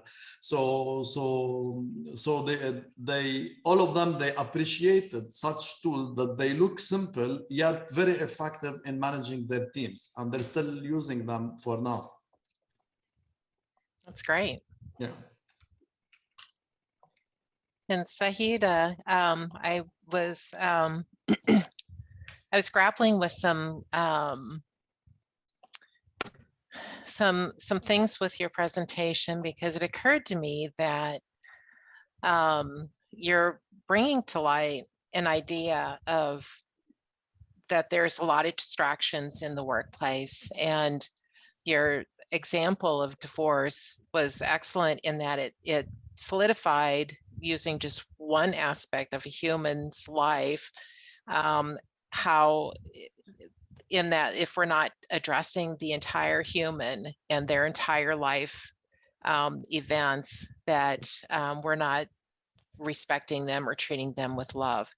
And so, you know, I thought, well, these distractions could be applied to anybody.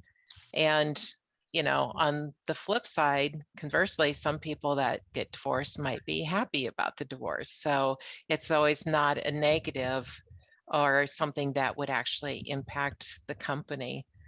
It also occurred to me that I was curious why companies are still looking at productivity and time as something that they own, when in reality, it's people provide their talents to the organization.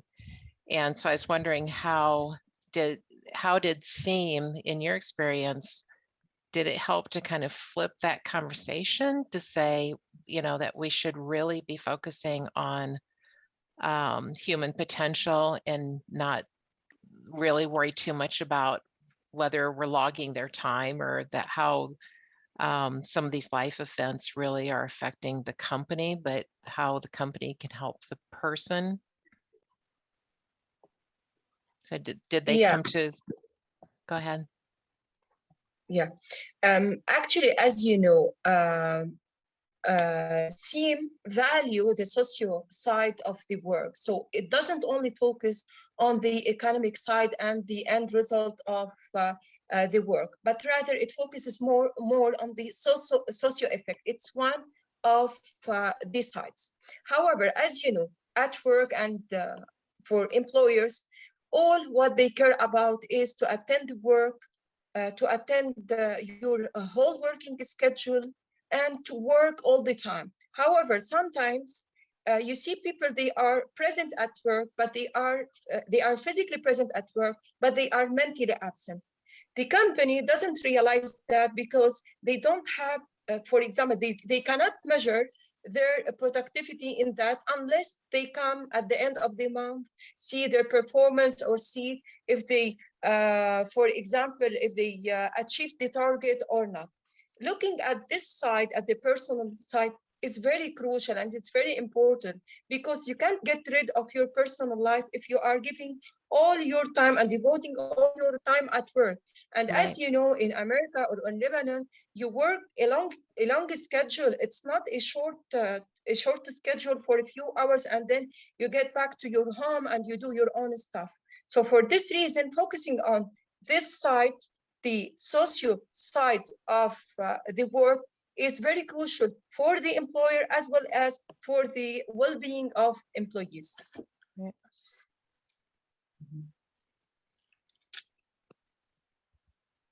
And Sarah, did you have any other questions? Yeah, Brian, so I was thinking more about how startup success can foster complexity.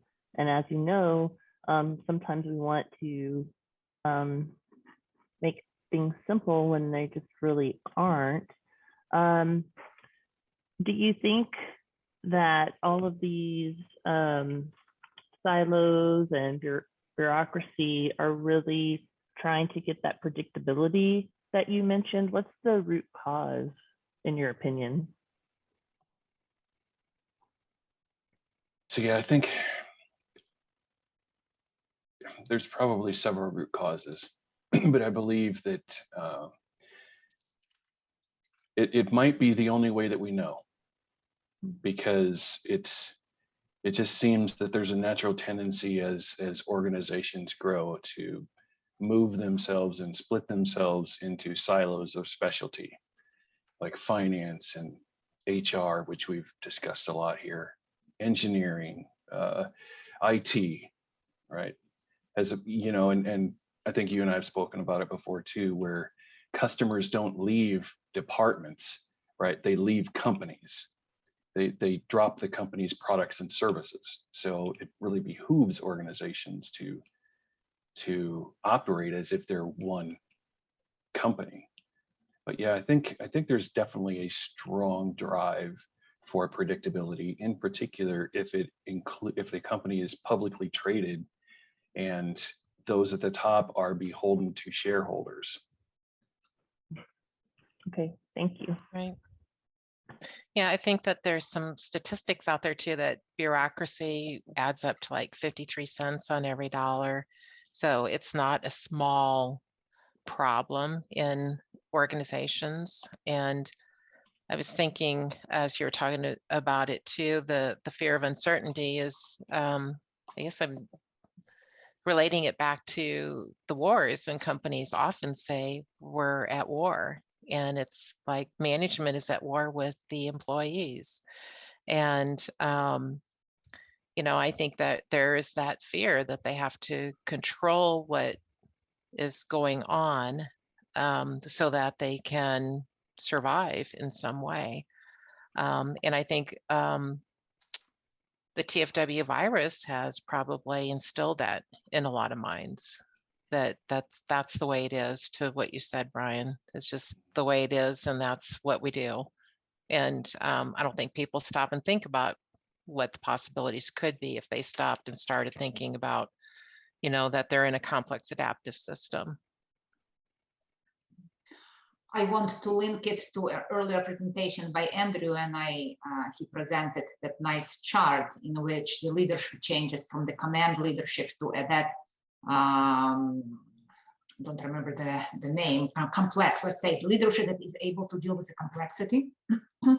So, and your example, Mary, like in many organizations, people live like they live in the battlefield. It's really command kind of control, and leaders know all the answers. So you don't need to be at the war, because people fight their war every day in some organizations. Yeah. Right. Does anybody else have anything to add? Or does anybody else have any questions? I have one question about kind of root cause. Root cause still sort of impresses me as a linear way of thinking about it. We say, what caused this? And let's backtrack one, let's backtrack one, let's backtrack one. In some of the original work on root causes, you go back 5 steps, but that's still kind of linear. And I'm not convinced that that really appreciates what I see more of a landscape of factors, even very small ones, not big ones that jump out at you, but small ones that produce a confluence that have kind of a subtle influence, but nonetheless influence it. And in many cases, it may not be the big event that even is amenable to change. Maybe it's the small ones. But thinking about how ecosystems and landscapes are connected and produce a particular outcome, to me, I mean, it's sometimes overwhelmingly complex, but that's more accurate in the way I think about that than kind of doing a linear check on some of that stuff. I'm curious how other people might think about that. You bring up a really great point. One of the things that we talked a lot about too is how those roots are entangled, right? It's not just one, and it's really difficult to, sometimes I think we accept that they are entangled, and we actually aren't going to find the one thing to do. And that is scary for a lot of leaders, at least that I've worked with, where they've had other consultants and come in and say, this is the problem and this is how you fix it. And so it's off-putting to them sometimes to have that type of conversation, but the outcomes of wrestling with that and the not knowing exactly what to do can be helpful. The dialogue opens up. That's been my experience. Yeah, I think control is kind of an illusion. We're more like participants. And as participants, we may be able to influence things, but control, again, kind of puts the package around something within a manageable scope. But we forget that's embedded within that larger complex content. I wonder, Henri, if you have some thoughts here about hidden costs. To what extent are they linear? How does it fit with complexity?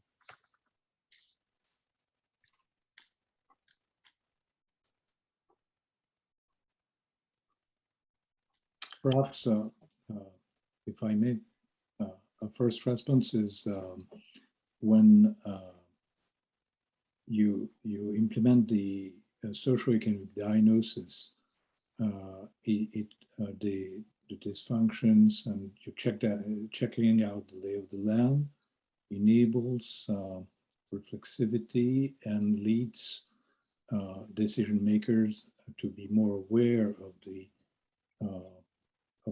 hidden factors underlying the non-quality of the management, and enhancing awareness and steering or spurring the will to change. Is that a response? John?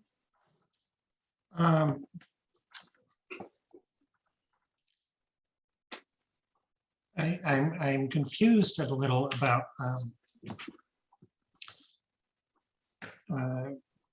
I think Dave's question is the identification of a single root cause too simplistic? I think that's at the essence of the question. Yeah.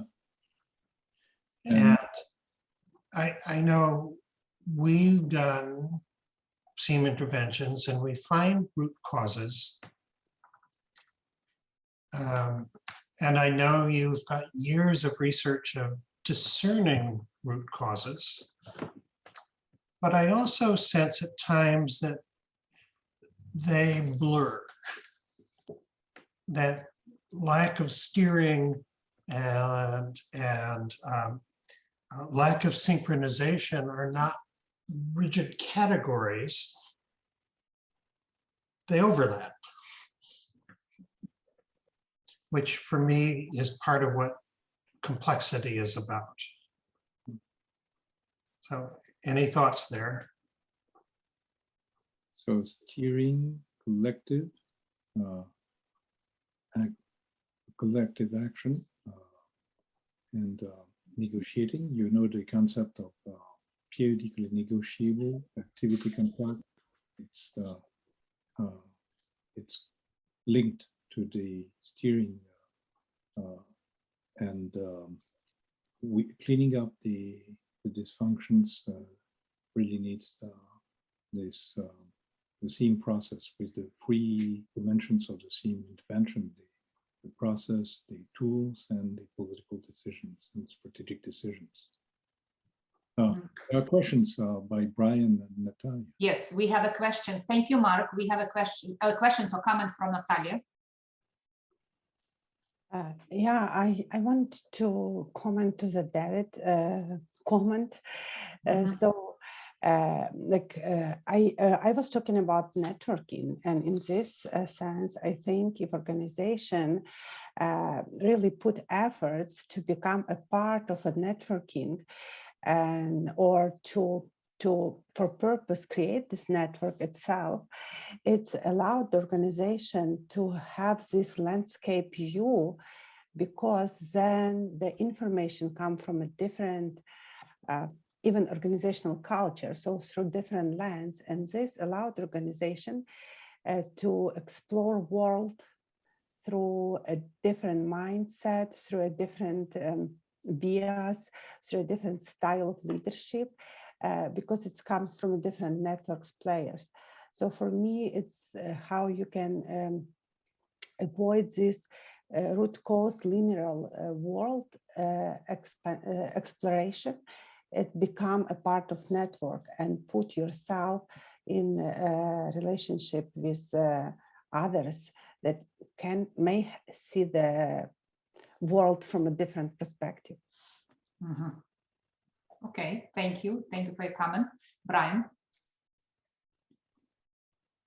Yes, yep. So I want to add on to what Dave Swenson was talking about, and you as well, John.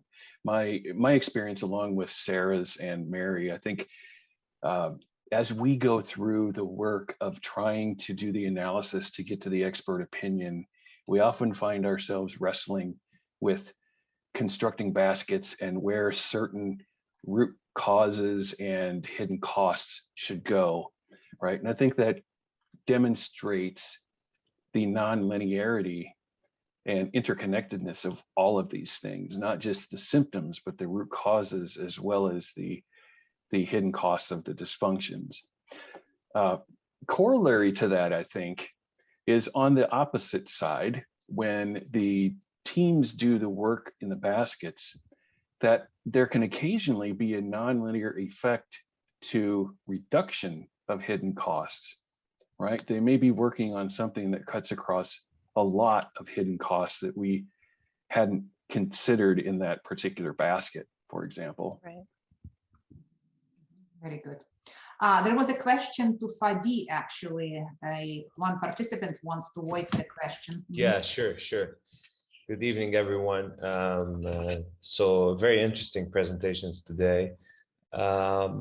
I just need to ask Mr. Fadi a question. You know, organizations are technically struggling nowadays to survive in a lot of countries. And you clearly, your company is operating in Lebanon, KSA, if I'm not mistaken, and Dubai.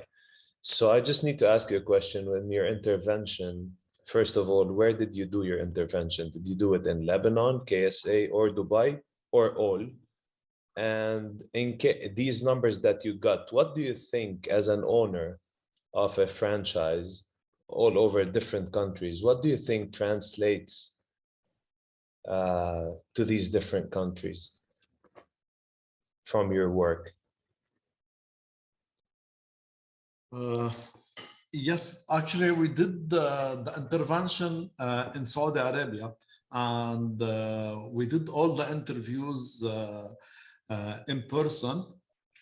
We had only 4 groups at the vertical level. And about your question, we are, as an industry, we are part of the healthcare system. Not all the companies believe that the medical companies, they are part of the system. So training the healthcare professionals at the nursing level, at the surgeon level, and playing the role here that the manufacturers or the big companies are unable to offer in the market is an extra service you give to the hospital, which affects the patient's life and which helps the improving the healthcare system we are working then. And this is a belief, you know, it's we have lots of remote areas where we reach, mainly in Saudi Arabia and in different countries, and we help the healthcare system at the level of Ministry of Health to improve the quality of care internally. And this is what we started to do in Dubai as well and the other countries. But our intervention, it was in Saudi Arabia. Actually, the intervention is very similar to the surgical business that we do. It's just that when you go inside the operation and you start dissecting to find out and clear the dysfunction to be able to take the necessary action. I hope I answered your question. Yes, thank you very much. Very clear, thank you.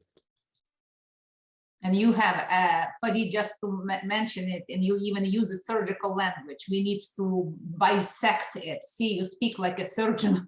Yeah. Yeah, that's why when we had when we started the projects, okay, some of them, they're very clinical. We have internally now in the company, we have surgeons that teach our staff. And our role is to transfer what we learn from the international surgeons, okay? They have some new inventions, they have some new methods of approaching the surgery, and we are the link between the surgeons in Europe, for example, and our surgical community here. Yes, you are right. We use that terminology. We speak clinical language. I have a follow-up question, and Dave Dobosensky also did the SIM intervention in his medical center, and he and us, we found that the population that the most hard to change is surgeons. Did you find that in your interventions, and how did you address the reluctance of the surgeons or physicians to change? because they're very much in the medical profession. They know what is right. And here you ask them to get to something and get used to something that is different or counterintuitive how they are trained. Yeah, definitely. It's resistance to change in surgeons. It's one of the most difficult, let me say, barriers for us to penetrate or to enter the hospital. But when you are for a long time in the field, you have the trust of the surgeons and you work with for long term. That's why I mentioned it's not only we need the trust of people of being partner in improving the healthcare of patient. And no one surgeon, when you prove to him that I can improve your patient welfare and I can improve your surgery, let me say, in time of the surgery and the mortality and morbidity related to the patients, okay? This is an ethical business at the end of the day. No matter how he is resisting to change, he's going to follow you and he's going to follow the new technology and he's going to follow the best way to treat his patient. Definitely, it's a will, it's a persistence, and it's a credibility that you build along with surgeons along the time. And this is where there is no place to do mistakes, okay? And this is the most difficult job in our part. You either say yes or no. You can't have something in between because it's only one mistake and one problem enough to lose all your credibility. And it's the same the surgeon, because his credibility with the patient is one death, for example, or one problem. Okay, and that's why they're very hesitant to change. Okay, unless you build enough credibility to be able to trust you in what you say, in what you do, and we have hundreds and thousands of success stories when we turn. We help them develop a new service. We have saved so many patients' lives just by offering a service as simple as having a right product on the shelves. Mm-hmm. Just like SEAM allows organizations to live as well. So it's very artistic. You know, just SEAM in essence is very close, even in terminology, to that of the medical sector as well. So thank you very much, Fadi. It was very, very insightful. Dave, did you want to add anything?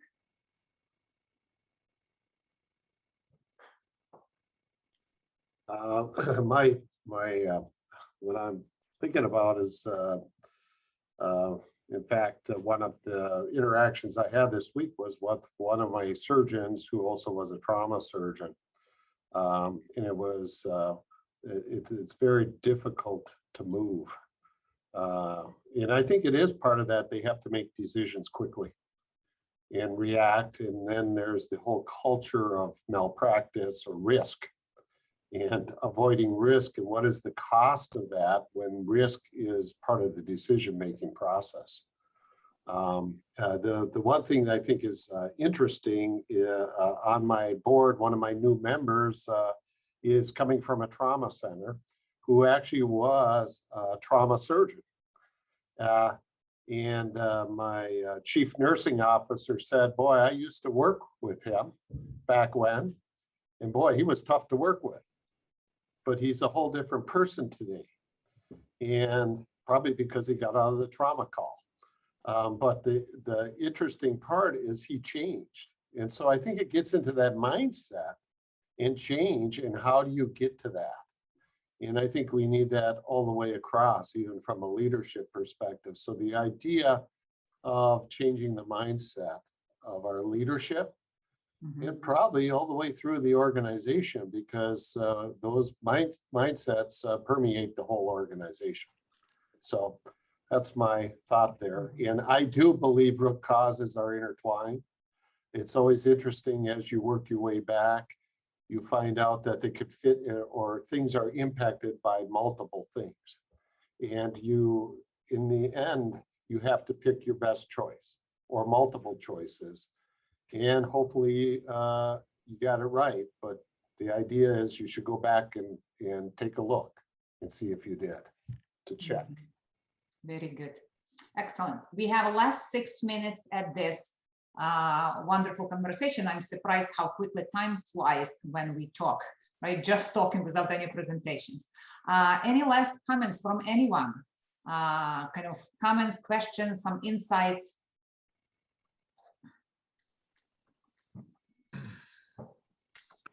Ala, one thing I wanted to just touch back on was when Andrew was bringing up the 4 things for communication, coordination, cooperation. It struck me when he said back up your communication channels, because you may not have internet, or all of us could just not have resources at some point. And it made me think about how much time as intervener researchers we're spending as they're building out their internal, external strategic action plan or priority action plans for not only things that aren't working well right now, but what could go wrong in the future, so that we're also moving more towards the future and then have the competencies or even the resources like internet available. Does anyone have any thoughts on that, or where you've I seen see this happen? Henri unmuted himself and I assume he's going to say something. Okay. Yes, Henri, are you going to? Yeah. Yes. Do you listen to me? We are listening to you because you're speaking here. So I'm ashamed in this 10th anniversary not to be more fluent in English than 10 years ago. That's a joke, of course.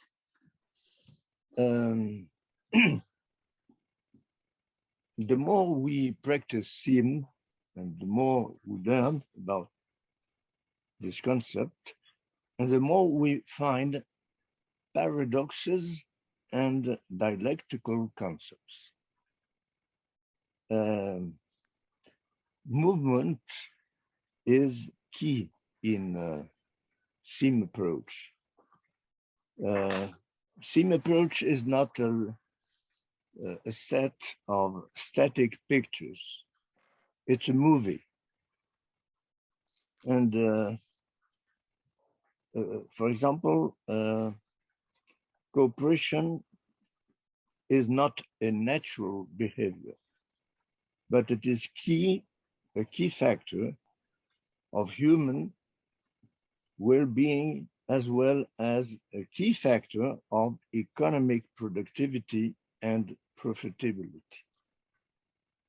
Another paradox is that social performance is a selfish approach of human relations.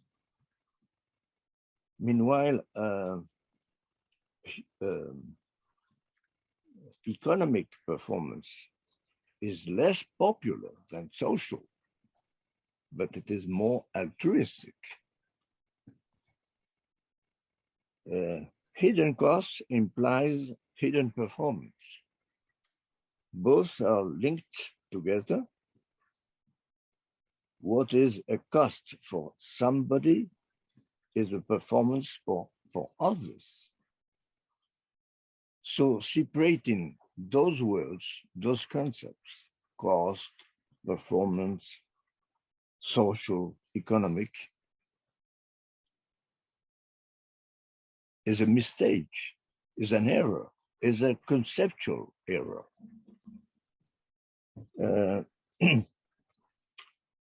Another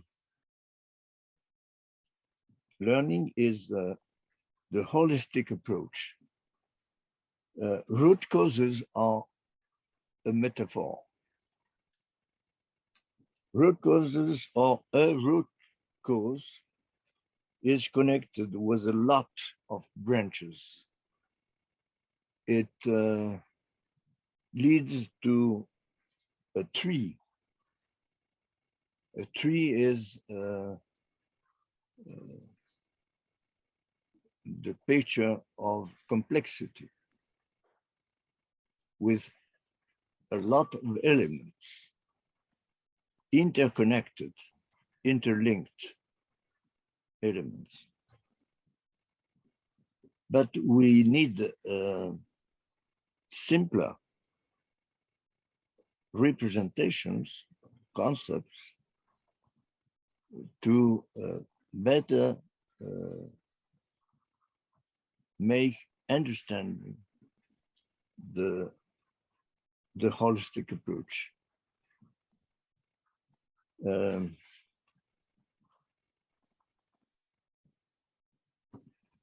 Learning or apprenticeship is a key factor of human engagement. The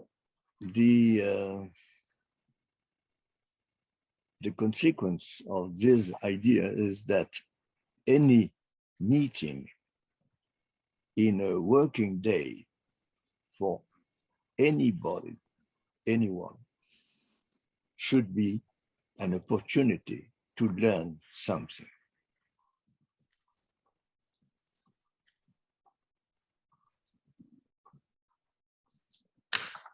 This is what we're doing today. You're learning something. So this meeting is an opportunity to learn something. That's very good, Henri.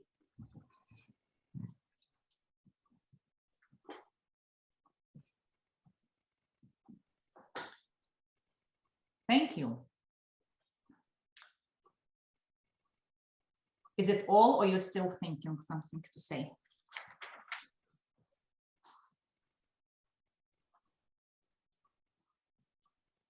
I think yesterday a participant put on the chat, in American thinking, dialectical is not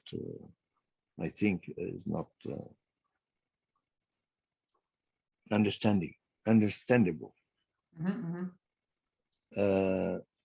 So I say we need innovation. The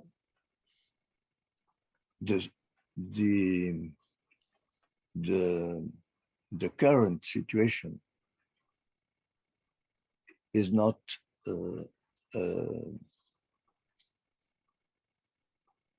accurate reference for current thinking.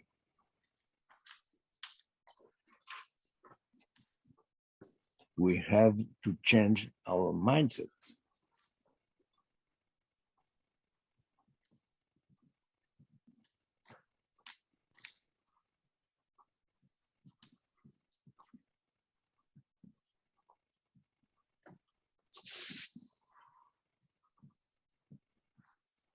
And maybe the COVID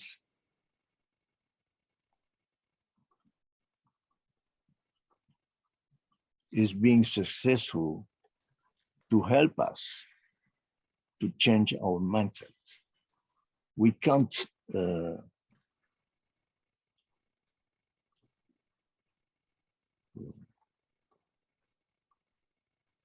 manage change without changing our mindset. We have to both speak and breathe. I speak, I breathe. I speak and breathe. I change the organization, the practices, the professional strategies, and I change my mind. And I change the mind of my neighbor at work.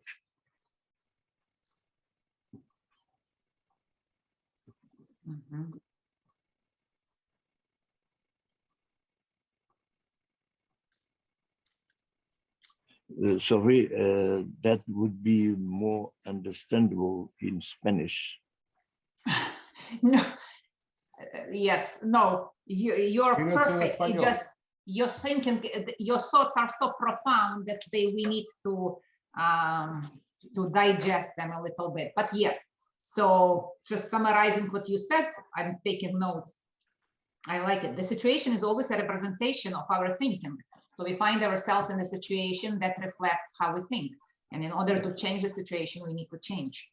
And we constantly need to change because we either talk or we think, we breathe and we talk. Yes. When you're talking, you're exhaling, and then at some point you need to stop and take a fresh air in. And that's a kind of this in and out, very good.